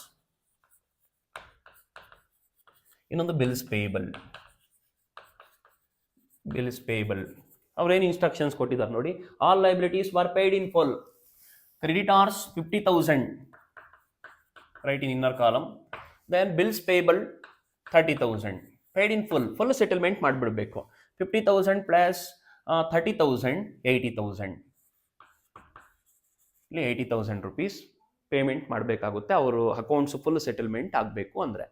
ನೆಕ್ಸ್ಟ್ ಇನ್ನೊಂದು ಏನು ಹೇಳಿದ್ದಾನೆ ಅಂದರೆ, ರಿಯಲೈಸೇಷನ್ ಎಕ್ಸ್ಪೆನ್ಸಸ್ ವರ್ ₹5,000. ಏನು ರಿಯಲೈಸೇಷನ್ ಎಕ್ಸ್ಪೆನ್ಸಸ್ಗೆ ನಾವು ಪೇಮೆಂಟ್ ಮಾಡಬೇಕು ಅಂದರೆ 5,000 ರುಪೀಸನ್ನು ಕೊಡಬೇಕಾಗುತ್ತಂತೆ. ಸರಿ ಆಯಿತು, ಆ ರಿಯಲೈಸೇಷನ್ ಎಕ್ಸ್ಪೆನ್ಸನ್ನು ಕೊಟ್ಬಿಡೋಣ. Legal charges, auditing charges, accounting charges, commission, brokerage ಎಲ್ಲ ಕೊಟ್ಬೇಡ through cash or bank account. Receipt ಮಾಡ್ಕೊಳ್ತಾ ಇರೋದಿಲ್ಲ, ಅದನ್ನು ನಾವೇನು ಮಾಡ್ತಾ ಇದ್ವಿ, ಪೇಮೆಂಟ್ ಮಾಡ್ತಾ ಇದ್ವಿ. So to bank account, within the bracket narration realization expenses. Realization expenses amounted to ₹5,000. Colour change ಮಾಡಿಬಿಡ್ತೀನಿ ಒಂದು ನಿಮಿಷ. ಎಲ್ಲ ಬ್ಯಾಂಕ್ ಟ್ರಾನ್ಸಾಕ್ಷನ್ಸ್ಗೆಲ್ಲನೂ ನಾವು ಪಿಂಕ್ ಕಲರೇ ಯೂಸ್ ಮಾಡೋಣ. ಇಲ್ಲಿ 80,000 ಅಲ್ವಾ, 80,000. ಇಲ್ಲಿ 1,27,000, 1,27,000. ಯಾಕೆ ಅಂದರೆ ಐಡೆಂಟಿಫೈ ಮಾಡೋದಕ್ಕೆ. ನೋಡಿ, realisation of cash by sale of assets 1,25,000. ಅದಕ್ಕೆ ನರೇಷನ್ ನೋಡಿ, ಯಾವ್ಯಾವ ಅಸೆಟ್ಸಿಂದ ಎಷ್ಟೆಷ್ಟು ಬಂದಿದೆ ಅಂದರೆ, ಸ್ಟಾಕು, ಬಿಲ್ಸ್ ರಿಸೀವಬಲ್, ಫರ್ನಿಚರ್, ಡೆಟಾರ್ಸಿಂದ 30,400, 19,000, 35,000, 42,600 ಬಂದಿದೆ ಅಂತ. ಇದು ನರೇಷನ್ ಥರ ನಮಗೆ ಇದು. ನೆಕ್ಸ್ಟ್ ಇಲ್ಲಿ ನೋಡಿ, ಎಕ್ಸ್ಟರ್ನಲ್ ಲೈಬಿಲಿಟೀಸ್ಗೆ ಪೇಮೆಂಟ್ ಮಾಡಿದ್ವಿ, ಫುಲ್ ಸೆಟಲ್ಮೆಂಟ್ ಮಾಡಿದ್ದೀವಿ ಅವ್ರ ಅಕೌಂಟ್ಸನ್ನು. ಕ್ರೆಡಿಟಾರ್ಸ್ಗೆ 50,000 ಪೇಮೆಂಟ್ ಮಾಡಿದ್ದೀವಿ, ಬಿಲ್ಸ್ ಪೇಬಲ್ಗೆ 30,000 ಪೇಮೆಂಟ್. ಇದು ನರೇಷನ್. ಟೋಟಲ್ ಎಷ್ಟು ಪೇಮೆಂಟ್ ಮಾಡಿದ್ದೀವಿ, 80,000. Next realisation expenses paid through bank 5,000 rupees ನಾನು ಪೇಮೆಂಟ್ ಮಾಡಿದ್ದೀನಿ. ಅಲ್ಲಿ ಪ್ರಾಬ್ಲಮ್ ಅಲ್ಲಿ ಕೊಟ್ಟಿದ್ದಾರೆ ಅವರು, ಲಾಸ್ಟ್ ಅಡ್ಜಸ್ಟ್ಮೆಂಟ್ ಅಲ್ಲಿ 5,000 ರುಪೀಸ್ ಅಂತ ಕೊಟ್ಟಿದ್ದಾರೆ. 5,000 ರುಪೀಸ್ ನಾನು ಸೆಟಲ್ಮೆಂಟ್ ಮಾಡಿದ್ದೀನಿ. ಈಗ ನಾವೇನು ಮಾಡಬೇಕು, ಎಲ್ಲ ಅಡ್ಜಸ್ಟ್ಮೆಂಟ್ಸು ಕ್ಲಿಯರ್ ಆಗಿದೆ, ಎಲ್ಲ ಅಡ್ಜಸ್ಟ್ಮೆಂಟ್ಸು ನಾನು ರೆಕಾರ್ಡ್ ಮಾಡಿದ್ದೀನಿ. ಈಗ ನಾವೇನು ಮಾಡಬೇಕು ಅಂದರೆ, ಈ ರಿಯಲೈಸೇಷನ್ ಅಕೌಂಟ್ನ ಕ್ಲೋಸ್ ಮಾಡಬೇಕು. ರಿಯಲೈಸೇಷನ್ ಅಕೌಂಟನ್ನು ಹೇಗೆ ಕ್ಲೋಸ್ ಮಾಡ್ತೀರಾ, ಕ್ವಶನ್ ಕೇಳ್ತಾರೆ, how do you close the realisation account? Realisation account closed by transferring the profit or loss on realisation to partners capital account in their profit sharing ratio. ಇಲ್ಲಿ hold ನೀವು ಯಾವ ರೇಷಿಯೋನು ಬರೋದಿಲ್ಲ, just profit sharing ರೇಷಿಯೋದಲ್ಲಿ ನಾವೇನು ಮಾಡ್ತೀವಿ, ಆ profit to ಲಾಸನ್ನು ನಾವೇನು ಮಾಡ್ತೀವಿ, partners capital ಅಕೌಂಟ್ಗೆ ಟ್ರಾನ್ಸ್ಫರ್ ಮಾಡ್ತೀವಿ. ಈಗ ನಾವೇನು ಮಾಡ್ತೀವಿ, ಬೋತ್ ದ ಸೈಡ್ ಟೋಟಲ್ ಮಾಡ್ಕೊಳ್ಳೋಣ. ಫಸ್ಟ್ ಎಷ್ಟೆಷ್ಟು ಬರುತ್ತೆ, ಡೆಬಿಟ್ ಸೈಡ್ ಎಷ್ಟಿದೆ, ಕ್ರೆಡಿಟ್ ಸೈಡ್ ಎಷ್ಟಿದೆ ಅಂತ ನಾವು ಫಸ್ಟ್ ಏನು ಮಾಡಬೇಕು, ಟೋಟಲ್ ಮಾಡ್ಕೋಬೇಕು. ಆಮೇಲೆ ನಾವು ಡಿಸೈಡ್ ಮಾಡಬೇಕು which side is greater than the other side. First debit total ಮಾಡ್ಕೊಳ್ಳೋಣ. ಇಲ್ಲಿ ಡೆಬಿಟ್ ಸೈಡ್ ಟೋಟಲ್ ಎಷ್ಟು ಬರುತ್ತೆ ಅಂತಂದ್ರೆ ನಮಗೆ 2,92,000 ರುಪೀಸ್ ಬರುತ್ತೆ. 2,92,000 ಟೋಟಲ್. ನಮಗೆ ಕ್ರೆಡಿಟ್ ಸೈಡ್ ಟೋಟಲ್ ಎಷ್ಟು ಬರ್ತಾ ಇದೆ ಅಂತಂದ್ರೆ, ಇಲ್ಲಿ 2,93,600 ರುಪೀಸ್ ಬರ್ತಾ ಇದೆ. ಈ ಸೈಡ್ ಟೋಟಲ್ಲು 2,92,000 ಬರ್ತಾ ಇದೆ. ಕ್ರೆಡಿಟ್ ಸೈಡ್ ಟೋಟಲ್ಲು 2,93,000 ರುಪೀಸ್ ಬರ್ತಾ ಇದೆ. ಯಾವ ಸೈಡ್ ಗ್ರೇಟರ್ ಇದೆ? The realization account credit side is greater than the debit side, because realization account credit side is 2,93,600, but the debit side is 2,92,000. ನೋಡಿ, ಇದೇ ಗ್ರೇಟರ್ ಇರೋದ್ರಿಂದ ಇದನ್ನ ನಾವು ಗ್ರೇಟರ್ ಸೈಡ್ ಅಂತ ಟ್ರೀಟ್ ಮಾಡ್ತೀವಿ. ಹಾಗಾದ್ರೆ ಟೋಟಲ್ ನಾವು ಬರ್ಕೊಳ್ತೀವಿ 2,93,600. ಎರಡು ಸೈಡು ಬರ್ಕೊಂಬೇಡ, 2,93,600 ರುಪೀಸ್. ಆಗ ಇದ್ರ ನೀಡಿರೋದಿಲ್ಲ ನಮಗೆ, ಇಲ್ಲಿದಿಲ್ಲ, ಇದು ಜಸ್ಟ್ ಡಿಸೈಡ್ ಮಾಡೋದಕ್ಕೆ ಅಷ್ಟೇ. ಇಲ್ಲಿ ಎಷ್ಟಿತ್ತು, 2,92,000 ಇತ್ತಲ್ಲ, 2,93,600 ಮೈನಸ್ 2,92,000 ತಗೊಂಡಿದ್ದೀವಿ ಅಂತಂದ್ರೆ ನಮಗೆ ಡಿಫರೆನ್ಸ್ ಎಷ್ಟು ಬರುತ್ತೆ ಅಂದರೆ 1,600 rupees ಬರುತ್ತೆ. ಬೇಕಾದ್ರೆ ನೀವು ಕ್ಯಾಲ್ಸಿಯಲ್ ಮಾಡಿ. 2,93,600 ಮೈನಸ್ 2,92,000 ಮಾಡಿದ್ರೆ ನಮ್ಗೆ ಎಷ್ಟು ಬರುತ್ತೆ ಅಂದರೆ 1,600 ಇರುತ್ತೆ. ಆ 1,600 ಅನ್ನ ನಾವೆಲ್ಲಿಗೆ ಟ್ರಾನ್ಸ್ಫರ್ ಮಾಡ್ತೀವಿ ಅಂದರೆ ಟು ಪಾರ್ಟ್ನರ್ಸ್ ಕ್ಯಾಪಿಟಲ್ ಅಕೌಂಟ್ಗೆ ಟ್ರಾನ್ಸ್ಫರ್ ಮಾಡ್ತೀವಿ. Partners capital account balancing figure profit, ಇದನ್ನು ನಾವು ಪ್ರಾಫಿಟ್ ಅಂತ ಟ್ರೀಟ್ ಮಾಡ್ತೀವಿ. ಓಕೆ, ಯಾರ್ಯಾರು ಇದ್ದಾರೆ ಪಾರ್ಟ್ನರ್ಸು? ಶ್ರೀದೇವಿ, ಶ್ರೀಪ್ರಿಯಾ ಇದ್ದಾರೆ. ತಗೊಳ್ಳಿ partners name, Sridevi, Sripriya. Total balance ಎಷ್ಟು ಬಂದಿದೆ? ಪ್ರಾಫಿಟ್ಟು 1,600 ಬಂದಿದೆ. 1,600. ಇವ್ರ ಪ್ರಾಫಿಟ್ ಶೇರಿಂಗ್ ರೇಷಿಯೋ ಏನು ಕೊಟ್ಟಿದ್ದಾನೆ? In the problem they given equal ratio. Equal means 1:1, 1/2, 1/2. Equal ಆಗಿ ತಗೊಂಡ್ರೆ ನಮಗೆ 800 rupees ಬರುತ್ತೆ. ಟೋಟಲ್ ಮಾಡಿದ್ರೆ 1,600. ನೋಡಿ, ಈ ಥರ ನಾವೇನು ಮಾಡ್ತೀವಿ, ರಿಯಲೈಸೇಷನ್ ಅಕೌಂಟನ್ನು ಕ್ಲೋಸ್ ಮಾಡ್ತೀವಿ. ನೀವು ಇನ್ ಕೇಸ್ ಈ ಪ್ರಾಬ್ಲಮನ್ನು ಬರ್ಕೋಬೇಕು ಅಂದಾಗ ನೋಡಿ, ನಾನು ಏನು ಕಲರ್ಸ್ ಯೂಸ್ ಮಾಡಿರ್ತೀನಿ, ನೀವು ಅದೇ ಥರ ಬರ್ಕೊಂಡಿದ್ದಾಗ ನಿಮಗೆ ಈಸಿಯಾಗಿ ಗೊತ್ತಾಗುತ್ತೆ. ಏನಿದು, ಫಸ್ಟ್ ನಾವು ಲೀಸ್ಟ್ ಮಾಡ್ಕೊಂಡ್ವಿ ಅಸೆಟ್ಸು ಲೈಬಿಲಿಟೀಸು, ಆಮೇಲೆ ಅಸೆಟ್ಸನ್ನು ನಾವು ಸೋಲ್ಡ್ ಔಟ್ ಮಾಡ್ತೀವಿ. ಸಮ್ ಅಸೆಟ್ಸನ್ನು ಪಾರ್ಟ್ನರ್ಸ್ ಟೇಕನ್ ಓವರ್ ಮಾಡಿರ್ತಾರೆ. ಯಾರು ಟೇಕನ್ ಓವರ್ ಮಾಡಿರ್ತಾರೆ ಅವ್ರ ರೆಸ್ಪೆಕ್ಟಿವ್ ಕ್ಯಾಪಿಟಲ್ ಅಕೌಂಟ್ಗೆ ನಾವು ಟ್ರಾನ್ಸ್ಫರ್ ಮಾಡ್ತೀವಿ. ನೆಕ್ಸ್ಟು ಇಲ್ಲಿ ಏನು ರಿಯಲೈಸೇಷನ್ ಆಗಿರುತ್ತೆ ಕ್ಯಾಶು, ಅದನ್ನು ಯೂಸ್ ಮಾಡಿಕೊಂಡು ಎಕ್ಸ್ಟರ್ನಲ್ ಲೈಬಿಲಿಟೀಸ್ಗೆ ನಾವು ಪೇಮೆಂಟ್ ಮಾಡ್ತೀವಿ. ಇನ್ಸ್ಟ್ರಕ್ಷನ್ಸ್ ಅಲ್ಲಿ ಕೊಟ್ಟಿದ್ದಾರೆ ಫುಲ್ ಸೆಟಲ್ಮೆಂಟ್ ಮಾಡಿ ಅಂತ, ಫುಲ್ ಸೆಟಲ್ಮೆಂಟ್ ಮಾಡಿ. ಡಿಸ್ಕೌಂಟ್ ಅಲ್ಲಿ ಏನಾದರೂ ಸೆಟಲ್ಮೆಂಟ್ ಮಾಡಿ ಅಂದರೆ ಡಿಸ್ಕೌಂಟ್ಸ್ ಅನ್ನು ಡಿಡಕ್ಟ್ ಮಾಡಿ ರಿಮೈನಿಂಗ್ ಬ್ಯಾಲೆನ್ಸ್ ಅನ್ನು ಸೆಟಲ್ಮೆಂಟ್ ಮಾಡಿ. ಏನು ಇನ್ಸ್ಟ್ರಕ್ಷನ್ಸ್ ಕೊಟ್ಟಿಲ್ಲ ಅಂದರೆ ಬುಕ್ ವ್ಯಾಲ್ಯೂನೇ ನೀವು ಸೆಟಲ್ಮೆಂಟ್ ಅನ್ನ ಮಾಡಬೇಕಾಗುತ್ತೆ. ನೆಕ್ಸ್ಟ್ ಲಾಸ್ಟ್ ಅಲ್ಲಿ ನೀವೇನು ಮಾಡ್ತೀರಾ, ರಿಯಲೈಸೇಷನ್ ಎಕ್ಸ್ಪೆನ್ಸಸ್ ಅನ್ನ ಪೇಮೆಂಟ್ ಮಾಡ್ತೀರಾ through cash or bank account. Cash ಇದ್ರೆ ಕ್ಯಾಶ್ ತಗೊಳ್ಳಿ, ಬ್ಯಾಂಕ್ ಇದ್ರೆ ಬ್ಯಾಂಕ್ ತಗೊಳ್ಳಿ, ಬ್ಯಾಂಕಲ್ಲಿ ಸೆಟಲ್ಮೆಂಟ್ ಮಾಡಿ. ಇನ್ನು ನೆಕ್ಸ್ಟ್ ನೀವೇನು ಮಾಡ್ತೀರಾ, ಎರಡು ಸೈಡು ನೋಡ್ತೀರಾ, ಯಾವ ಸೈಡ್ ಗ್ರೇಟರ್ ಇದೆ ಅಂತ ನೀವು ಡಿಸೈಡ್ ಮಾಡಬೇಕಾಗುತ್ತೆ. ಟೋಟಲ್ ಮಾಡ್ಕೊಳ್ಳಿ ಎರಡು ಸೈಡನ್ನು, ಮತ್ತೆ ಡಿಸೈಡ್ ಮಾಡಿ ಯಾವ ಸೈಡ್ ಗ್ರೇಟರ್ ಇದೆ ಅಂತ ಹೇಳ್ಬಿಟ್ಟು. If in case credit side ಏನಾದರೂ ಡೆಬಿಟ್ ಸೈಡ್ಗಿಂತ ಗ್ರೇಟರ್ ಇದೆ ಅಂದರೆ ಪ್ರಾಫಿಟ್ ಬರುತ್ತೆ.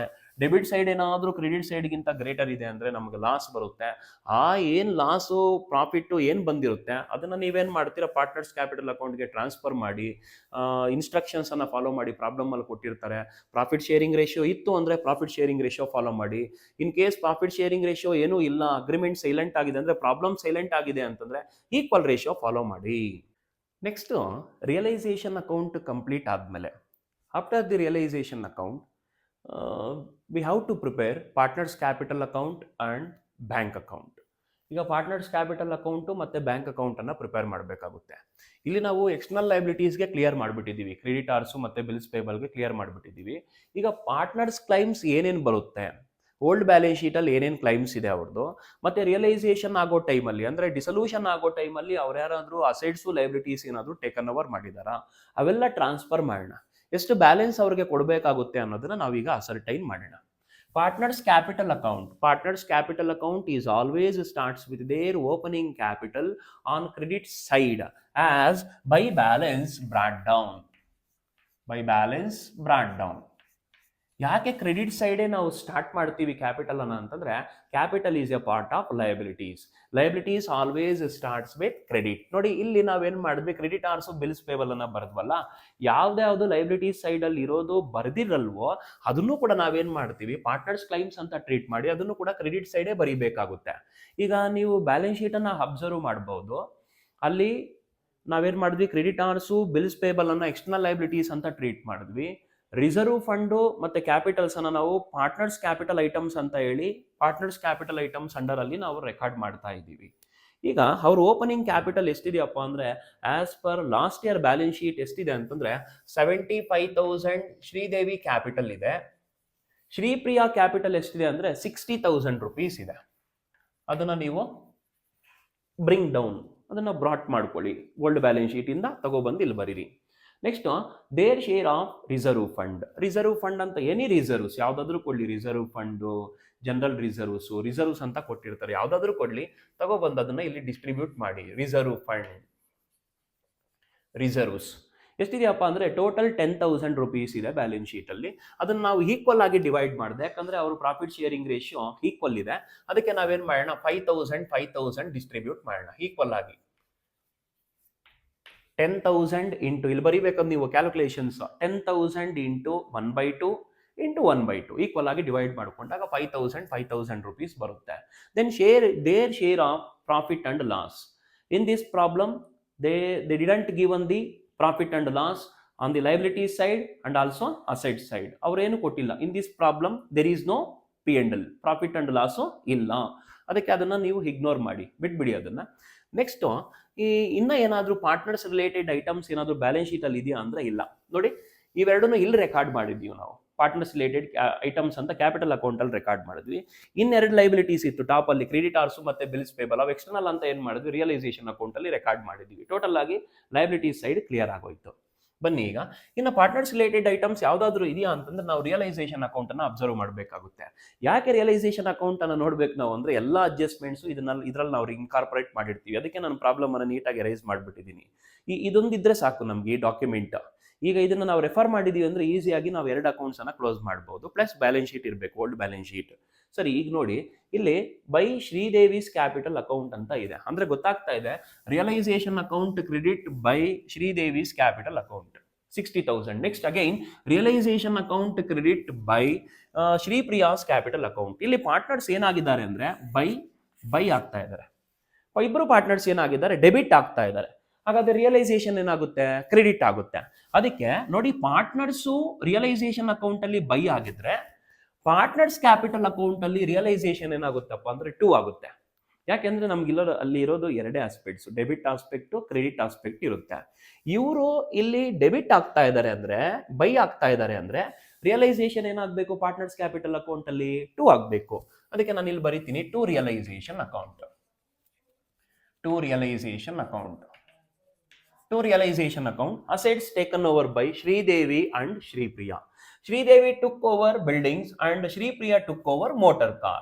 60,000 debited. Nodi debit ಮಾಡಬೇಕು. 60,000 debited from Sridevi's capital account and 26,600 debited from Shripriya's capital account. ಇದನ್ನ ನಾನೇನ್ ಮಾಡಿದೆ, ಈಗ ಡೆಬಿಟ್ ಮಾಡಿಬಿಟ್ಟೆ. ನೋಡಿ, ಇಷ್ಟೇ ಪಾರ್ಟ್ನರ್ಸ್ ರಿಲೇಟೆಡ್ ಐಟಮ್ಸ್. ಇನ್ನೆಲ್ಲಾದ್ರೂ ಇದೆಯಾ ಅಂತಂದ್ರೆ ನೋಡಿ, ಇದಿದೆ. ಯಾವ್ದಿದು, ಪಾರ್ಟ್ನರ್ಸ್ ಕ್ಯಾಪಿಟಲ್ ಅಕೌಂಟ್ ಅಲ್ಲಿಗೆ ಟ್ರಾನ್ಸ್ಫರ್ ಆಗೋ ಪ್ರಾಫಿಟ್ ಇದೆ. ಅಂದ್ರೆ ಈ ರಿಯಲೈಸೇಷನ್ ಅಕೌಂಟ್ ಇಂದ ಪ್ರಾಫಿಟ್ 1,600 rupees ಈಕ್ವಲ್ ಆಗಿ ಪಾರ್ಟ್ನರ್ಸ್ ಕ್ಯಾಪಿಟಲ್ ಅಕೌಂಟ್ಗೆ ಟ್ರಾನ್ಸ್ಫರ್ ಆಗಬೇಕು. ಇನ್ಯಾವುದೂ ಟೇಕನ್ ಓವರ್ಸ್ ಇಲ್ಲ, ಲೈಬಿಲಿಟೀಸ್ ಏನು ಟೇಕನ್ ಓವರ್ ಆಗಿಲ್ಲ. ಫೈನಲ್ ಆಗಿ ನಾವೇನ್ ಮಾಡ್ತೀವಿ, ರಿಯಲೈಸೇಷನ್ ಪ್ರಾಫಿಟ್ ಅನ್ನ ನಾವೇನ್ ಮಾಡ್ತೀವಿ, ಪಾರ್ಟ್ನರ್ಸ್ ಕ್ಯಾಪಿಟಲ್ ಅಕೌಂಟ್ಗೆ ಟ್ರಾನ್ಸ್ಫರ್ ಮಾಡ್ತೀವಿ. ಇಲ್ಲಿ ನೋಡಿ, ಪಾರ್ಟ್ನರ್ಸ್ಗೆ ಏನ್ ಬ್ಯಾಲೆನ್ಸ್ ಬಂದಿರೋದು ಅಂದ್ರೆ ಕ್ರೆಡಿಟ್ ಬ್ಯಾಲೆನ್ಸ್ ಬಂದಿರೋದು. Realisation account credit side greater than the debit side ಅಂತ ಮಾತಾಡಿದ್ವಿ ನಾವು. ಪ್ರಾಫಿಟ್ ಬಂದಿದೆ. ಇಲ್ಲಿ ಬೇಕಾದ್ರೆ ಇನ್ನೊಂದು ಹೇಳ್ತೀನಿ ನೋಡಿ, ಟ್ರಿಕ್ಸ್ ಹೇಳ್ಕೊಡ್ತೀನಿ ನೋಡಿ. ಇಲ್ಲಿ ಪಾರ್ಟ್ನರ್ಸ್ ಏನಾಗ್ತಾ ಇದ್ದಾರೆ, ಅಬ್ಸರ್ವ್ ಮಾಡಿ. ಇಲ್ಲಿ ಏನಾಗಿದ್ದಾರೆ, ಪಾರ್ಟ್ನರ್ಸ್ 2 ಆಗಿದ್ದಾರೆ. ಪಾರ್ಟ್ನರ್ಸ್ ಇಲ್ಲಿ 2 ಆಗಿದ್ದಾರೆ ಅಂದ್ರೆ ರಿಯಲೈಸೇಷನ್ ಏನಾಗಬೇಕು, ಬೈ ಆಗಬೇಕು. ಆಗ್ಲೇ ನೋಡಿ, ಬಿಫೋರ್ ಇದ್ದಾಗ ನಾವು ರೆಕಾರ್ಡ್ ಮಾಡಿದಾಗ ಇಲ್ಲಿ ಬೈ ಇದ್ರು, ರಿಯಲೈಸೇಷನ್ ಏನಾಗಿತ್ತು, 2 ಆಯಿತು. ಅಂದ್ರೆ ಇವರು ರೈಟ್ ಹ್ಯಾಂಡ್ ಸೈಡ್ ಇದ್ದಾಗ ರಿಯಲೈಸೇಷನ್ ಲೆಫ್ಟ್ ಹ್ಯಾಂಡ್ ಸೈಡ್ ನಾವು ರೆಕಾರ್ಡ್ ಮಾಡ್ತೀವಿ. ಈಗ ಪಾರ್ಟ್ನರ್ಸ್ 2 ಇದ್ದಾಗ ರಿಯಲೈಸೇಷನ್ ಏನಾಗಬೇಕು, ಬೈ ಆಗಬೇಕು. ಹಾಗಾದ್ರೆ by realisation account, realisation profit transferred to partners capital accounts equally 800 rupees transferred to Sridevi, remaining 800 rupees transferred to Shripriya are credited to partners capital account. Credit ಮಾಡಿದ್ದೀನಿ ನಾನು equal ಆಗಿ. ಈಗ ನಾವು close ಮಾಡಬಹುದು. ನೋಡಿ, ಇದು ಕ್ಲಿಯರ್ ಆಗಿದೆ, ಇದು ಕ್ಲಿಯರ್ ಆಯಿತು. ಇನ್ನೆಲ್ಲಿ ಪಾರ್ಟ್ನರ್ಸ್ ರಿಲೇಟೆಡ್ ಐಟಮ್ಸ್ ಇಲ್ಲ. ಓಲ್ಡ್ ಬ್ಯಾಲೆನ್ಸ್ ಶೀಟ್ ಅಲ್ಲಿ 2 ಇತ್ತು, ದೇರ್ ಓಪನಿಂಗ್ ಕ್ಯಾಪಿಟಲ್ ಮತ್ತೆ ರಿಸರ್ವ್ಸ್ ಇತ್ತು. ಅದನ್ನ ನಾನೇನು ಮಾಡಿದೆ, ಫಸ್ಟ್ ರೆಕಾರ್ಡ್ ಮಾಡ್ಕೊಂಡಿದ್ದೀನಿ, ಕ್ಯಾರಿ ಫಾರ್ವರ್ಡ್ ಮಾಡ್ಕೊಂಡೆ ಓಲ್ಡ್ ಬ್ಯಾಲೆನ್ಸ್ ಶೀಟ್ ಇಂದ. ನೆಕ್ಸ್ಟ್ ನಾನು ಏನ್ ಮಾಡಿದೆ, ಅಸೆಟ್ಸ್ ಅನ್ನ ಟೇಕನ್ ಓವರ್ ಮಾಡಿದ್ರು ಒಂದೇ ಸರಿ ಬರೀರಿ, ಯಾಕಂದ್ರೆ ಸಿಮಿಲರ್ ಟ್ರಾನ್ಸಾಕ್ಷನ್ ಇದು. ರಿಯಲೈಸೇಷನ್ ಅಕೌಂಟ್ ಅಂತ ತೋರಿಸಿ 60,000 ಶ್ರೀದೇವಿ ಅಕೌಂಟ್ ಅಲ್ಲಿ ಡೆಬಿಟ್ ಮಾಡಿ 26,600 rupees ಡೆಬಿಟ್ ಮಾಡ್ಕೊಳ್ಳಿ. ಯಾರಿಂದ, ಶ್ರೀಪ್ರಿಯಾ ಅಕೌಂಟ್ ಇಂದ ಡೆಬಿಟ್ ಮಾಡ್ಕೊಳ್ಳಿ. ಈಗ ನಾವೇನ್ ಮಾಡೋಣ, ಟೋಟಲ್ ಮಾಡೋಣ. ಯಾವ ಸೈಡ್ ಗ್ರೇಟರ್ ಇದೆ ಅಂತ ಅಸರ್ಟೈನ್ ಮಾಡಿ first. Which side greater than the other side. ಈಗ ಈ ಸೈಡ್ ಗ್ರೇಟರ್ ಇದೆಯಾ, ಈ ಸೈಡ್ ಗ್ರೇಟರ್ ಇದೆಯಾ ಅಂತ ನೀವು ಫಸ್ಟ್ ಡಿಸೈಡ್ ಮಾಡ್ಕೋಬೇಕಾಗುತ್ತೆ. ಈ ಸೈಡ್ ಗ್ರೇಟರ್ ಇದೆ. ನೋಡಿ, ಇಲ್ಲಿ 60,000 ಇದೆ. ಇಲ್ಲಿ ಫಸ್ಟ್ ಐಟಮ್ 75,000 ಇದೆ. 75,000 ಪ್ಲಸ್ 5,000 80,000. 80,000 ಪ್ಲಸ್ 800 80,800.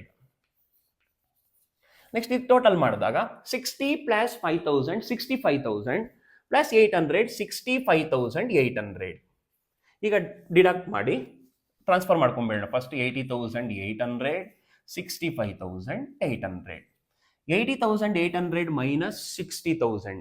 80,800 ಮೈನಸ್ 60,000 ಎಷ್ಟು ಬರುತ್ತಪ್ಪ ಅಂದರೆ 20,800 ರುಪೀಸ್ ಬರುತ್ತೆ. 20,800 ಆಯಿತು. ನೆಕ್ಸ್ಟ್ ಇಲ್ಲಿ ನೋಡಿ 65,800 ರುಪೀಸ್ ಇದೆ. ಅಂದರೆ ಗ್ರೇಟರ್ ಸೈಡಿಂದ ನಾವು ಇಲ್ಲಿಗೆ ಟ್ರಾನ್ಸ್ಫರ್ ಮಾಡ್ಕೊಂಡಿರೋದು. ಗ್ರೇಟರ್ ಬ್ಯಾಲೆನ್ಸ್ ಎಷ್ಟಿದೆ ಅಂದರೆ 65,800 ರುಪೀಸ್ ಇದೆ. 65,800 ರುಪೀಸಲ್ಲಿ 26,600 ಅನ್ನು ಡಿಡಕ್ಟ್ ಮಾಡಿದ್ರೆ ನಿಮಗೆ 39,200 ರುಪೀಸ್ ಬರುತ್ತೆ. ನೀವು ಕ್ಯಾಲ್ಸಿಯಲ್ ಮಾಡಬೇಕು, ಕನ್ಫರ್ಮ್ ಮಾಡ್ಕೋಬೇಕು. 39,200 ರುಪೀಸ್ ಬರುತ್ತೆ. ಈಗ ನಾವು ಪಾರ್ಟ್ನರ್ಸ್ಗೆ ಈ ಬ್ಯಾಲೆನ್ಸನ್ನು ಥ್ರೂ ಯಾವುದರಿಂದ ಸೆಟಲ್ಮೆಂಟ್ ಮಾಡ್ತೀವಿ? ಥ್ರೂ ಕ್ಯಾಶ್ ಆರ್ ಬ್ಯಾಂಕಿಂದ ಸೆಟಲ್ಮೆಂಟ್ ಮಾಡ್ತೀವಿ. ಈಗ ನಾವು ಇಲ್ಲಿ ಫೈನಲ್ ಆಗಿ ಪ್ರಿಪೇರ್ ಮಾಡ್ತಾ ಇರೋದು ಯಾವುದು? Bank account. ಅದಕ್ಕೆ ಬ್ಯಾಂಕಿಂದ ಸೆಟಲ್ಮೆಂಟ್ ಮಾಡಬೇಕು. To bank account, bank giver. Personal ಅಂತ ತಗೊಂಡಿದ್ರೆ, ಪರ್ಸ್ನಲ್ ಅಕೌಂಟ್ ಅಂತ ತಗೊಂಡಿದ್ದೀವಿ ಅಂತಂದ್ರೆ ಆಗ ನಮ್ಗೇನು ಬರುತ್ತೆ ಅಂತಂದ್ರೆ debit the receiver, credit the giver. ಇದು ಫೈನಲ್ ಸೆಟಲ್ಮೆಂಟ್ ಬ್ಯಾಲೆನ್ಸಿಂಗ್ ಫಿಗರ್. ಇಷ್ಟು ಪಾರ್ಟ್ನರ್ಸ್ ಕ್ಯಾಪಿಟಲ್ ಅಕೌಂಟ್ ಆಯಿತು. ನೆಕ್ಸ್ಟ್ ನಾವೇನು ಮಾಡ್ತೀವಿ? ಫೈನಲ್ ಆಗಿ ಬ್ಯಾಂಕ್ ಅಕೌಂಟನ್ನು ಪ್ರಿಪೇರ್ ಮಾಡ್ತೀವಿ. ರೀಪೇಮೆಂಟ್ ಮಾಡಬೇಕು ಅಂದರೆ ಫಸ್ಟ್ ನಮ್ಮ ಹತ್ರ ಎಷ್ಟು ಬ್ಯಾಂಕಲ್ಲಿ ಬ್ಯಾಲೆನ್ಸ್ ಇದೆ, ಓಪನಿಂಗ್ ಬ್ಯಾಲೆನ್ಸ್ ನೋಡ್ಕೊಳ್ತೀವಿ. ಮತ್ತು ಅಸೆಟ್ಸನ್ನು ಸೋಲ್ಡ್ ಔಟ್ ಮಾಡಿದಾಗ ನಮಗೆ ಬ್ಯಾಂಕ್ಗೆ ಎಷ್ಟು ಕ್ಯಾಶ್ ಬಂದಿದೆ ಅದನ್ನು ನೋಡ್ತೀವಿ. ಆಮೇಲೆ ಈ ಅಮೌಂಟನ್ನು ಪ್ರಾಪರಾಗಿ ಯುಟಿಲೈಸ್ ಮಾಡ್ಕೊಂಡು ನಾವೇನು ಮಾಡ್ತೀವಿ? ಎಕ್ಸ್ಟರ್ನಲ್ ಲೈಬಿಲಿಟೀಸ್ಗೆ, ಪಾರ್ಟ್ನರ್ಸ್ ಲೋನ್ಗೆ ಮತ್ತು ಪಾರ್ಟ್ನರ್ಸ್ ಕ್ಯಾಪಿಟಲ್ಸ್ಗೆ ನಾವು ಸೆಟಲ್ಮೆಂಟನ್ನು ಮಾಡ್ತೀವಿ. ಫಸ್ಟ್ ನಾವೇನು ಮಾಡೋಣ? ಬ್ಯಾಂಕ್. ನಮಗೆ ಗೊತ್ತಿದೆ bank is an asset. Asset side ಇರುತ್ತೆ. Assets is always starts with debit. ನೋಡಿ ಇಲ್ಲೆಲ್ಲ ಅಸೆಟ್ಸ್ ಅನ್ನ ಬರ್ದಿದ್ದೀವಿ ನಾವು, ಎಕ್ಸೆಪ್ಟ್ ಬ್ಯಾಂಕ್ ಬರ್ದಿಲ್ಲ. ಡೆಬಿಟ್ ಸೈಡ್ ಬರ್ದಿರೋದು ನೋಡಿ ಬೇಕಾದ್ರೆ ನೀವು. ಅಲ್ಲಿ ಏನು ಬರ್ದಿಲ್ಲಲ್ವೋ ಬ್ಯಾಂಕ್ ಬ್ಯಾಲೆನ್ಸು, ಅದನ್ನ ಇಲ್ಲಿ ಬರ್ಕೊಳ್ಳೋಣ. ಬ್ಯಾಂಕ್ ಅಕೌಂಟಲ್ಲಿ ನಾವೇನು ಮಾಡ್ತೀವಿ? ಬ್ಯಾಂಕ್ ಅಕೌಂಟ್ ಅಂತ ಬರೀಬಾರ್ದು. ನಾವೇನು ಮಾಡಬೇಕು? ಬ್ಯಾಲೆನ್ಸ್ ಬ್ರಾಡ್ ಡೌನ್ ಅಂತ ಬರೀಬೇಕು. ಇದು ಟೂ ಸೈಡ್ ಅಲ್ವಾ, ಅದಕ್ಕೆ to balance brought down. To balance brought down opening balance of bank as per the last year balance sheet valued at rupees 18,000. 18,000 rupees ಇದೆ. ಆಗ ನೀವು ಹೋಲ್ಡ್ ಬ್ಯಾಲೆನ್ಸ್ ಶೀಟನ್ನು ಕ್ಲೋಸ್ ಮಾಡಿಬಿಡಿ. ಇನ್ನು ಅಲ್ಲಿ ಬ್ಯಾಂಕ್ ರಿಲೇಟೆಡ್ ಟ್ರಾನ್ಸಾಕ್ಷನ್ಸ್ ಯಾವುದೂ ಇಲ್ಲ. ಈಗ ನೆಕ್ಸ್ಟ್ ನಾವೇನು ಮಾಡೋಣ ಅಂತಂದರೆ ರಿಯಲೈಸೇಷನ್ ಅಕೌಂಟ್ಗೆ ಬರೋಣ. ರಿಯಲೈಸೇಷನ್ ಅಕೌಂಟಲ್ಲಿ bank how many times appear ಆಗಿದೆ ಅಂತ ನೋಡ್ಕೊಳ್ಳಿ. ನೋಡಿ, ಅಸೆಟ್ಸ್ ರಿಯಲೈಸೇಷನ್ ಆಗಿದ್ದಾಗ 1, ಲಯಬಿಲಿಟೀಸ್ಗೆ ಪೇಮೆಂಟ್ ಮಾಡಿದಾಗ 2, ರಿಯಲೈಸೇಷನ್ ಎಕ್ಸ್ಪೆನ್ಸಸ್ಗೆ ಪೇಮೆಂಟ್ ಮಾಡಿದಾಗ 3, ಮತ್ತು ಪಾರ್ಟ್ನರ್ಸ್ ಅಕೌಂಟನ್ನು ಸೆಟಲ್ಮೆಂಟ್ ಮಾಡೋ ಟೈಮಲ್ಲಿ 4. ಆದರೆ ರಿಯಲೈಸೇಷನ್ ಅಕೌಂಟಲ್ಲಿ 3 ಟೈಮ್ಸ್ ಬಂದಿದೆ, ಪಾರ್ಟ್ನರ್ಸ್ ಕ್ಯಾಪಿಟಲ್ ಅಕೌಂಟಲ್ಲಿ 1 ಟೈಮ್ ಬಂದಿದೆ, ಮತ್ತು ಹೋಲ್ಡ್ ಬ್ಯಾಲೆನ್ಸ್ ಶೀಟಲ್ಲಿ 1 ಟೈಮ್. ಟೋಟಲ್ ಆಗಿ 5 ಟ್ರಾನ್ಸಾಕ್ಷನ್ಸು ಬ್ಯಾಂಕ್ ರಿಲೇಟೆಡ್ ಟ್ರಾನ್ಸಾಕ್ಷನ್ಸ್ ಇರುತ್ತೆ, ಆರ್ ಕ್ಯಾಶ್ ಟ್ರಾನ್ಸಾಕ್ಷನ್ಸ್ ಇರುತ್ತೆ. ಈಗ ನೋಡೋಣ, ಇಲ್ಲಿ ಬೈ ಬ್ಯಾಂಕ್ ಅಂತ ಇದೆ. ನೋಡಿ ಒಂದು ನಿಮಿಷ ನೋಡಿ, ಇಲ್ಲಿ ಬೈ ಬ್ಯಾಂಕ್ ಅಂತ ಇದೆ. ಬ್ಯಾಂಕ್ ರಿಸಿಪ್ಟ್ ಮಾಡ್ಕೊಳ್ತಾ ಇದೆ. ಯಾವುದರಿಂದ ರಿಸಿಪ್ಟ್ ಮಾಡ್ಕೊಳ್ತಾ ಇದೆ ಅಂತಂದರೆ ರಿಯಲೈಸೇಷನ್ ಆಫ್ ಅಸೆಟ್ಸ್. ಅಸೆಟ್ಸನ್ನು ಸೋಲ್ಡ್ ಔಟ್ ಮಾಡಿ ಬ್ಯಾಂಕಿಗೆ ಅಮೌಂಟ್ ಏನಾಗ್ತಾ ಇದೆ ಅಂದರೆ ರಿಸಿಪ್ಟ್ ಆಗ್ತಾ ಇದೆ. ಇನ್ನೊಂದು ನೋಡಿ, ಬ್ಯಾಂಕ್ ಇಲ್ಲಿ ಬೈ ಆಗಿದೆ ಅಂದರೆ ಯಾವ ಅಕೌಂಟಲ್ಲಿ ಬ್ಯಾಂಕ್ ಬೈ ಆಗ್ತಾ ಇರೋದು? ಮೈನ್ ಅಕೌಂಟ್ ನೇಮ್ ನೋಡಿ, ರಿಯಲೈಸೇಷನ್ ಅಕೌಂಟು. ಇಲ್ಲಿ ಬ್ಯಾಂಕ್ ಬೈ ಆಗಿದ್ರೆ ರಿಯಲೈಸೇಷನ್ ಏನಾಗಬೇಕು? 2 ಆಗಬೇಕು. ಹಾಗಾದರೆ ಇಲ್ಲಿ 2 ರಿಯಲೈಸೇಷನ್ ಅಕೌಂಟ್. ಆಪೋಸಿಟ್ ಎಂಟ್ರೀಸ್ ತೋರಿಸೋದು ರಿಯಲೈಸೇಷನ್ ಅಕೌಂಟ್. ನನಗೆ ಅರ್ಥ ಆಗ್ತಾ ಇದೆ. ಇಲ್ಲಿ ಪಾರ್ಟ್ನರ್ಸ್ ಏನಾದರೂ ಅಪಿಯರ್ ಆಗಿದ್ರೆ ರಿಯಲೈಸೇಷನ್ ಅಕೌಂಟಲ್ಲಿ, ಪಾರ್ಟ್ನರ್ಸ್ ಕ್ಯಾಪಿಟಲ್ ಅಕೌಂಟಲ್ಲಿ ರಿಯಲೈಸೇಷನ್ ಅಂತ ತೋರಿಸ್ಬೇಕು ನಾವು. ಅಂದರೆ ಪಾರ್ಟ್ನರ್ಸ್ ರಿಲೇಟೆಡ್ ಕ್ಲಾಸಿಫಿಕೇಶನ್ಸ್ ಮಾಡ್ತಾ ಇರೋದು ನಾವು. ಪಾರ್ಟ್ನರ್ಸ್ ಐಟಮ್ಸ್ ಎಲ್ಲ ಪಾರ್ಟ್ನರ್ಸ್ ಕ್ಯಾಪಿಟಲ್ ಅಕೌಂಟ್ಗೆ ಹೋಗುತ್ತೆ. ಮತ್ತು ಈ ಬ್ಯಾಂಕ್ ರಿಲೇಟೆಡ್ ಟ್ರಾನ್ಸಾಕ್ಷನ್ಸ್ ಏನೇನಿರುತ್ತೆ, ಆ ಬ್ಯಾಂಕ್ ರಿಲೇಟೆಡ್ ಟ್ರಾನ್ಸಾಕ್ಷನ್ಸ್ ಏನೇನಿರುತ್ತೆ ಅವೆಲ್ಲ ನಾವೇನು ಮಾಡ್ತೀವಿ? ಬ್ಯಾಂಕ್ ಅಕೌಂಟ್ಗೆ ಟ್ರಾನ್ಸ್ಫರ್ ಮಾಡ್ಕೊಳ್ತೀವಿ. ಕ್ಲಾಸಿಫಿಕೇಶನ್ಸ್ ಮಾಡಿ ಗ್ರೂಪ್ ಮಾಡ್ಕೊಳ್ತಾ ಇರೋದು ನಾವು. ಈಗ ನೆಕ್ಸ್ಟ್ ನೋಡಿ, ಇಲ್ಲಿ ಎಷ್ಟಿದೆ ಅಂತಂದರೆ ರಿಯಲೈಸೇಷನ್ ಅಕೌಂಟು 1,27,000 ರುಪೀಸ್ ಇದೆ. 1,27,000 ರುಪೀಸ್. ಇಲ್ಲಿ ನಾವು ಬ್ರಾಕೆಟ್ನಲ್ಲಿ ಬರೀತೀವಿ ಅಸೆಟ್ಸ್ ಸೋಲ್ಡ್. ಅಸೆಟ್ಸನ್ನು ನಾನೇನು ಮಾಡಿದ್ದೀನಿ? ಸೇಲ್ ಮಾಡಿದ್ದೀನಿ. ಸೇಲ್ ಆಫ್ ಅಸೆಟ್ಸ್ ಅಂತ ತೋರಿಸಿ. ನೆಕ್ಸ್ಟ್ ನೋಡಿ, ಇದಾಯ್ತಲ್ವಾ, ಇಲ್ಲಿ ಈ ಬ್ಯಾಂಕ್ ಆಯಿತು. ನೆಕ್ಸ್ಟ್ ಸೆಕೆಂಡ್ ಅಪಿಯರ್ ಆಗಿದ್ದು ಲೆಫ್ಟ್ ಹ್ಯಾಂಡ್ ಸೈಡ್ ನೋಡಿ, ಇಲ್ಲಿದೆ ಲೈಬಿಲಿಟೀಸ್ಗೆ ಪೇಮೆಂಟ್ ಮಾಡೋ ಟೈಮಲ್ಲಿ. ಇದು ಬೈ ಬ್ಯಾಂಕ್, ಇದು ಟು ಬ್ಯಾಂಕ್. ಇಲ್ಲಿ 2 ಬ್ಯಾಂಕ್ ಅಂತ ಇದ್ದಾಗ ಈ 2 ಬ್ಯಾಂಕ್ ಯಾವ ಅಕೌಂಟಲ್ಲಿ ಅಪಿಯರ್ ಆಗಿದೆ? ಅಗೈನ್ ಇದು ರಿಯಲೈಸೇಷನ್ ಅಕೌಂಟಲ್ಲೇ ಅಪಿಯರ್ ಆಗ್ತಾ ಇರೋದು. ಇಲ್ಲಿ ನೋಡಿ, ರಿಯಲೈಸೇಷನ್ ಡೆಬಿಟ್ ಟು ಬ್ಯಾಂಕು. ಹಾಗಾದ್ರೆ ರಿಯಲೈಸೇಷನ್ ಡೆಬಿಟ್ ಆಗ್ತಾ ಇದೆ, ಬ್ಯಾಂಕ್ 2 ಆಗ್ತಾ ಇದೆ ಅಂದ್ರೆ ಕ್ರೆಡಿಟ್ ಆಗ್ತಾ ಇದೆ. ಇಲ್ಲಿ ಬ್ಯಾಂಕ್ 2 ಆಗ್ತಾ ಇದೆ ಅಂದ್ರೆ ರಿಯಲೈಸೇಷನ್ ಏನಾಗಬೇಕು? ಬೈ ಆಗಬೇಕು. ಅದಕ್ಕೆ ಇಲ್ಲಿ ಬರ್ಕೊಳ್ತೀನಿ, by realisation account. Realisation account ಯಾವಾಗ ಇದು ರಿಯಲೈಸೇಷನ್ ಅಪಿಯರ್ ಆಗಿದ್ದು? ಇಲ್ಲಿ ಅಪಿಯರ್ ಆಗಿದ್ದು ಅಸೆಟ್ಸ್ ಅನ್ನ ಸೋಲ್ಡ್ ಔಟ್ ಮಾಡಿದಾಗ. ಇಲ್ಲಿ 80,000 ಅಪಿಯರ್ ಆಗ್ತಾ ಇದೆಯಲ್ಲ ಬ್ಯಾಂಕ್ ಅಂತ ಹೇಳ್ಬಿಟ್ಟು, ಇದು ಯಾವಾಗ ಅಪಿಯರ್ ಆಯಿತು ಅಂದ್ರೆ payment to liabilities. Payment to external liabilities. ಇಲ್ಲಿ ಪ್ಲೇಸ್ ಇಲ್ಲ, ಫುಲ್ ಬರ್ಕೋಬೇಕು ನೀವು. Payment to external liabilities, payment to external ಲಯಬಿಲಿಟೀಸ್ಗೆ ಪೇಮೆಂಟ್ ಮಾಡೋ ಟೈಮಲ್ಲಿ 80,000 ಅಪಿಯರ್ ಆಗಿದೆ. ಹಾಗಾದ್ರೆ ಇಲ್ಲಿ 80,000 ಬರೀತೀನಿ ನಾನು, 80,000. Next third time again bank ಇಲ್ಲಿ ಅಪಿಯರ್ ಆಗ್ತಾ ಇದೆ. ಅಗೈನ್ ಏನಾಗ್ತಾ ಇದೆ ರಿಯಲೈಸೇಷನ್ ಅಕೌಂಟಲ್ಲಿ ಅಂದರೆ 2 ಆಗ್ತಾ ಇದೆ. ಇಲ್ಲಿ ಬ್ಯಾಂಕ್ 2 ಆಗಿದ್ರೆ ರಿಯಲೈಸೇಷನ್ ಏನಾಗಬೇಕು, ಬೈ ಆಗಬೇಕು. ಹಾಗಾದ್ರೆ ಇಲ್ಲಿ ಬರ್ಕೊಳ್ಳಿ, by realisation account, by realisation account. ಇದು ಯಾವ ಟೈಮಲ್ಲಿ ಅಪಿಯರ್ ಆಯಿತು ಅಂತಂದ್ರೆ payment to realisation expenses, realisation ಎಕ್ಸ್ಪೆನ್ಸಸ್ಗೆ ಪೇಮೆಂಟ್ ಮಾಡೋ ಟೈಮಲ್ಲಿ ಅಪಿಯರ್ ಆಗಿರೋದು. ಹಾಗಾದ್ರೆ ಬ್ರಾಕೆಟಲ್ಲಿ ಬರ್ಕೊಳ್ಳೋ narration realisation expenses. Sometimes they given realization expenses, sometimes they given dissolution expenses. Both are same, both are similar. ಎರಡು ಒಂದನೇ. Realization expenses amounted to rupees 5,000. ನೋಡಿ ಇವೆರಡು ಏನು ಕಾಣಿಸ್ತಾ ಇದೆ, ರಿಯಲೈಸೇಷನ್ ಅಕೌಂಟ್ ಅಂತ ಏನು ಕಾಣಿಸ್ತಾ ಇದೆ, ಅದು ಪೇಮೆಂಟ್ ಟು ಎಕ್ಸ್ಟರ್ನಲ್ ಲೈಬಿಲಿಟೀಸ್. ಎರಡೂ ಕೂಡ ಎಕ್ಸ್ಟರ್ನಲ್ ಲೈಬಿಲಿಟಿನೇ. ಇದು ಕ್ರೆಡಿಟಾರ್ಸು ಬಿಲ್ಸ್ ಪೇಬಲ್ ಬಂದಿದೆ, ಅವರು ಎಕ್ಸ್ಟರ್ನಲ್ ಲೈಬಿಲಿಟೀಸೇ. ಮತ್ತು ರಿಯಲೈಸೇಷನ್ ಎಕ್ಸ್ಪೆನ್ಸಸ್ಸನ್ನು ನಾವು ಪೇಮೆಂಟ್ ಮಾಡಿರ್ತೀವಿ, ಅಕೌಂಟಿಂಗ್ ಚಾರ್ಜಸ್ಸು ಮತ್ತು ಆಡಿಟಿಂಗ್ ಚಾರ್ಜಸ್ಸನ್ನು ಕೊಟ್ಟಿರ್ತೀವಿ, ಮತ್ತು ನಾವು ಲೀಗಲ್ ಚಾರ್ಜಸ್ಸನ್ನು ಕೊಟ್ಟಿರ್ತೀವಿ. ನೋಡಿ ಈ 3 ಪರ್ಸನ್ಸ್ನು ಇವರು ರೆಗ್ಯುಲರ್ ಎಂಪ್ಲಾಯೀಸ್ ಆಗಿರೋದಿರೋದಿಲ್ಲ. ಲಾಯರ್ ಆಗಿರಲಿ, ಅಕೌಂಟೆಂಟ್ ಆಗಿರಲಿ, ಆಡಿಟರ್ ಆಗಿರಲಿ, ಇವರು ರೆಗ್ಯುಲರ್ ಎಂಪ್ಲಾಯೀಸ್ ಆಗಿರೋದಿಲ್ಲ. ಇವರಿಗೆ ನಾವೇನೋ ರೆಮ್ಯುನರೇಷನ್ ಕೊಡ್ತಾ ಇದ್ದೀವಿ, ಕಮಿಷನ್ ಆಗಿರಲಿ, ಸ್ಯಾಲ್ರಿ ಆಗಿರಲಿ, ಏನೋ ಕೊಡ್ತಾ ಇದ್ದೀವಿ ಅವ್ರಿಗೆ ಅಂತಂದರೆ ಅದು ನಾವು ಔಟ್ಸೈಡರ್ಸ್ಗೆ ಕೊಡ್ತಾ ಇದ್ದೀವಿ ಅಂತಾನೆ ಅರ್ಥ ಆಗ್ತಿದೆ. ಅವರು ಬಿಸ್ನೆಸ್ಸಲ್ಲಿ ವರ್ಕ್ ಮಾಡೋರಲ್ಲ, ಅವರು ಔಟ್ಸೈಡರ್ಲಿ ವರ್ಕ್ ಮಾಡ್ತಾ ಇರೋದ್ರಿಂದ ಅವ್ರನ್ನೂ ಕೂಡ ನಾವು ಎಕ್ಸ್ಟರ್ನಲ್ ಲೈಬಿಲಿಟೀಸ್ ಅಂತಲೇ ಟ್ರೀಟ್ ಮಾಡ್ತೀವಿ. ಸರಿ, ಅವರಿಬ್ಬರಿಗೂ ಪೇಮೆಂಟ್ ಆಗಿದೆ. ಈಗ ನಾವೇನು ಮಾಡ್ತೀವಿ ಅಂದರೆ ಇಲ್ಲಿ ಪಾರ್ಟ್ನರ್ಸ್ ಲೋನನ್ನು ತಗೋಬೇಕು. ಪಾರ್ಟ್ನರ್ಸ್ ಲೋನು ಈ ಪ್ರಾಬ್ಲಮಲ್ಲಿ ಕೊಟ್ಟಿಲ್ಲ. ಯಾವ ಪಾರ್ಟ್ನರ್ ಲೋನು ಇಲ್ಲ, ಶ್ರೀದೇವಿದು ಇಲ್ಲ, ಶ್ರೀಪ್ರಿಯ ಪಾರ್ಟ್ನರ್ಸ್ ಲೋನು ಇಲ್ಲ. ಅದಕ್ಕೆ ಅದನ್ನು ನಾವು ಸ್ಕಿಪ್ ಮಾಡಿಬಿಡಿ, ಇಗ್ನೋರ್ ಮಾಡಿಬಿಡಿ. ಇನ್ನು ನೋಡಿ ಇಲ್ಲಿ 1 ಬ್ಯಾಂಕ್ 2 3, ಹಾಗಾದರೆ 3 ಟೈಮ್ಸ್ ರಿಯಲೈಸೇಷನ್ ಇರಬೇಕು. ಬೈ ಇದ್ದಾಗ 2 ರಿಯಲೈಸೇಷನ್, 2 ಬ್ಯಾಂಕ್ ಇದ್ದಾಗ ಬೈ ರಿಯಲೈಸೇಷನ್. ಹಾಗಾದರೆ ರಿಯಲೈಸೇಷನ್ ಅಕೌಂಟಲ್ಲಿ ಬ್ಯಾಂಕ್ ಇದ್ದಿದ್ದು ಕಂಪ್ಲೀಟ್ ಆಯಿತು. ಬ್ಯಾಲೆನ್ಸ್ ಶೀಟಲ್ಲಿ 1 ಟೈಮ್ ಇತ್ತು, ಅದಕ್ಕೆ ಬ್ಯಾಲೆನ್ಸ್ ಶೀಟ್ ಅಂತ ಬರ್ಕೊಂಡೆ ನಾನು. ಸರಿ, ನೆಕ್ಸ್ಟ್ ಈಗ ಈ ಇನ್ನೆಲ್ಲಿದೆಯಪ್ಪ ಬ್ಯಾಂಕ್ ಅಂತ ನಾವು ಸರ್ಚ್ ಮಾಡ್ತಾ ಬಂದಾಗ, ಟ್ರೇಸ್ ಔಟ್ ಮಾಡ್ತಾ ಬಂದಾಗ ಪಾರ್ಟ್ನರ್ಸ್ ಕ್ಯಾಪಿಟಲ್ ಅಕೌಂಟಲ್ಲಿ ಇದೆ ಬ್ಯಾಂಕ್. ಇಲ್ಲಿ ಬ್ಯಾಂಕ್ ಏನಾಗಿದೆ ನೋಡಿ, 2 ಆಗ್ತಾ ಇದೆ, ಅಂದರೆ ಡೆಬಿಟ್ ಸೈಡ್ ಇದೆ. ನೋಡಿ ಇಲ್ಲೇ ಇದೆ, partners capital account debit to bank account. Bank 2 ಆಗ್ತಾ ಇದ್ರೆ ಪಾರ್ಟ್ನರ್ಸ್ ಏನಾಗ್ತಾರೆ, ಪಾರ್ಟ್ನರ್ಸ್ ಏನಾಗಬೇಕು, ಬೈ ಆಗಬೇಕು. ಈಗ ಇಲ್ಲಿ 2 ಆಗಿದ್ರೆ ಪಾರ್ಟ್ನರ್ಸ್ ಏನಾಗಬೇಕು, ಬೈ ಆಗಬೇಕು. ಈಸಿಯಾಗಿ ಬರ್ಕೊಂಡು ಹೋಗ್ಲಿ ಅಂತ by partners capital account, partners capital account. ಆಮೇಲೆ ಹೇಳ್ತೀನಿ ನಾನು ರೂಲ್ಸ್, ಆಮೇಲೆ ಹೇಳ್ತೀನಿ. Partners capital account, partners capital account.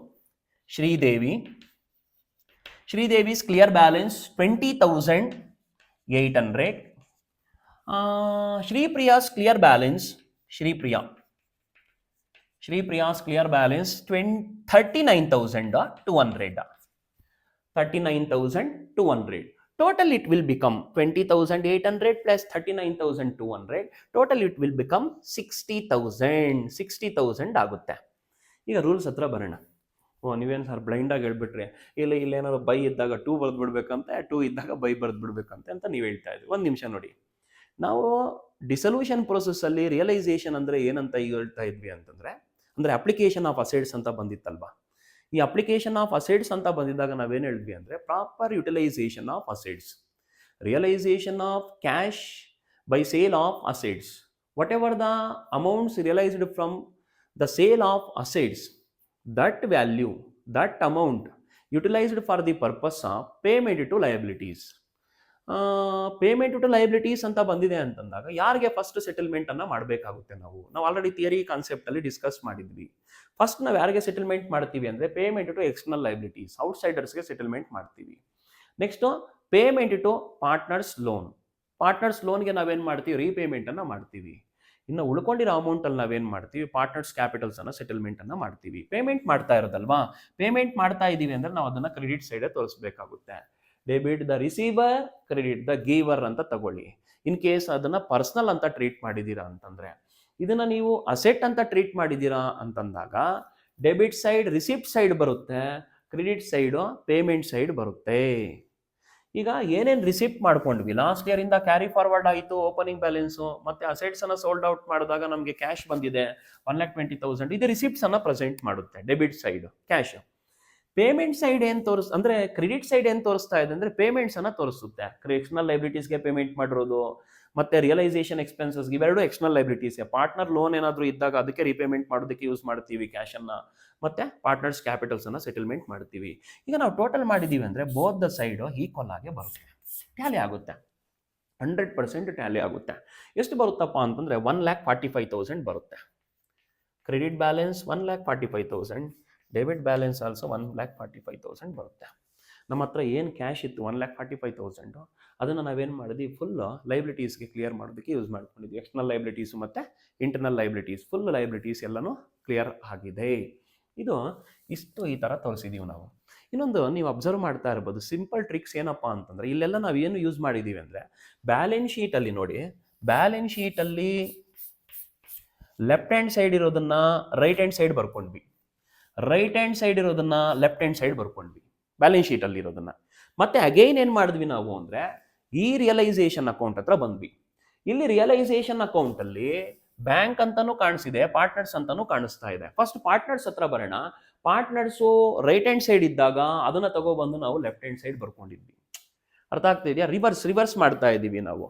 Next ಇಲ್ಲಿ ಬ್ಯಾಂಕು ಲೆಫ್ಟ್ ಹ್ಯಾಂಡ್ ಸೈಡ್ ಇತ್ತು ಅಂತಂದಾಗ ನಾವೇನು ಮಾಡಿದ್ವಿ, ಅದನ್ನ right hand side ಬರ್ಕೊಂಡ್ವಿ.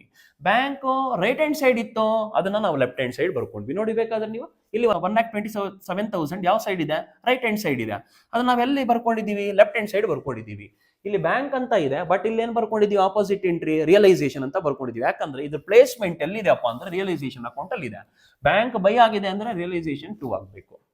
In case bank 2 ಆಯಿತು, ರಿಯಲೈಸೇಷನ್ ಏನಾಗುತ್ತೆ, ಬೈ ಆಗಬೇಕು. ನೋಡಿ ಇಲ್ಲಿ 80,000 ಇದೆ, ಬ್ಯಾಂಕ್ 2 ಆಗಿದೆ. ಹಾಗಾದ್ರೆ ಈ 80,000 ಬ್ಯಾಂಕ್ ಅಕೌಂಟ್ ಅಲ್ಲಿ ಎಂಟ್ರಿ ಏನ್ ಬಂದಿರುತ್ತೆ ಅಂತಂದ್ರೆ ಬ್ಯಾಂಕ್ 2 ಆಗಿದ್ದಾಗ ಬೈ ರಿಯಲೈಸೇಷನ್ ಅಂತ ಬಂದಿರಬೇಕು. ನೋಡೋಣ ಒಂದ್ಸರಿ, ಇಲ್ಲಿ ಬೈ ರಿಯಲೈಸೇಷನ್ ಅಂತಾನೆ ಬಂದಿದೆ. ನೋಡಿ ಈ ತರ ನಾವು ಫಾಲೋ ಮಾಡ್ತೀವಿ. Same applicable to partners capital account also. ತುಂಬಾ ಈಸಿಯಾಗಿ ನೀವು ಈ ತರ ಪ್ರಿಪೇರ್ ಮಾಡ್ಬೋದು. ನೋಡೋಣ, ಇನ್ನು ನಾವು ಪ್ರಾಬ್ಲಮ್ಸ್ ಅನ್ನ ಸಾಲ್ವ್ ಮಾಡೋಣ ನೆಕ್ಸ್ಟ್ ಕ್ಲಾಸಸ್ ಅಲ್ಲಿ. ಸಾಕು, ಈಗ ಈ ಸೆಷನ್ ಅನ್ನ ಹೆಂಡ್ ಮಾಡೋಣ.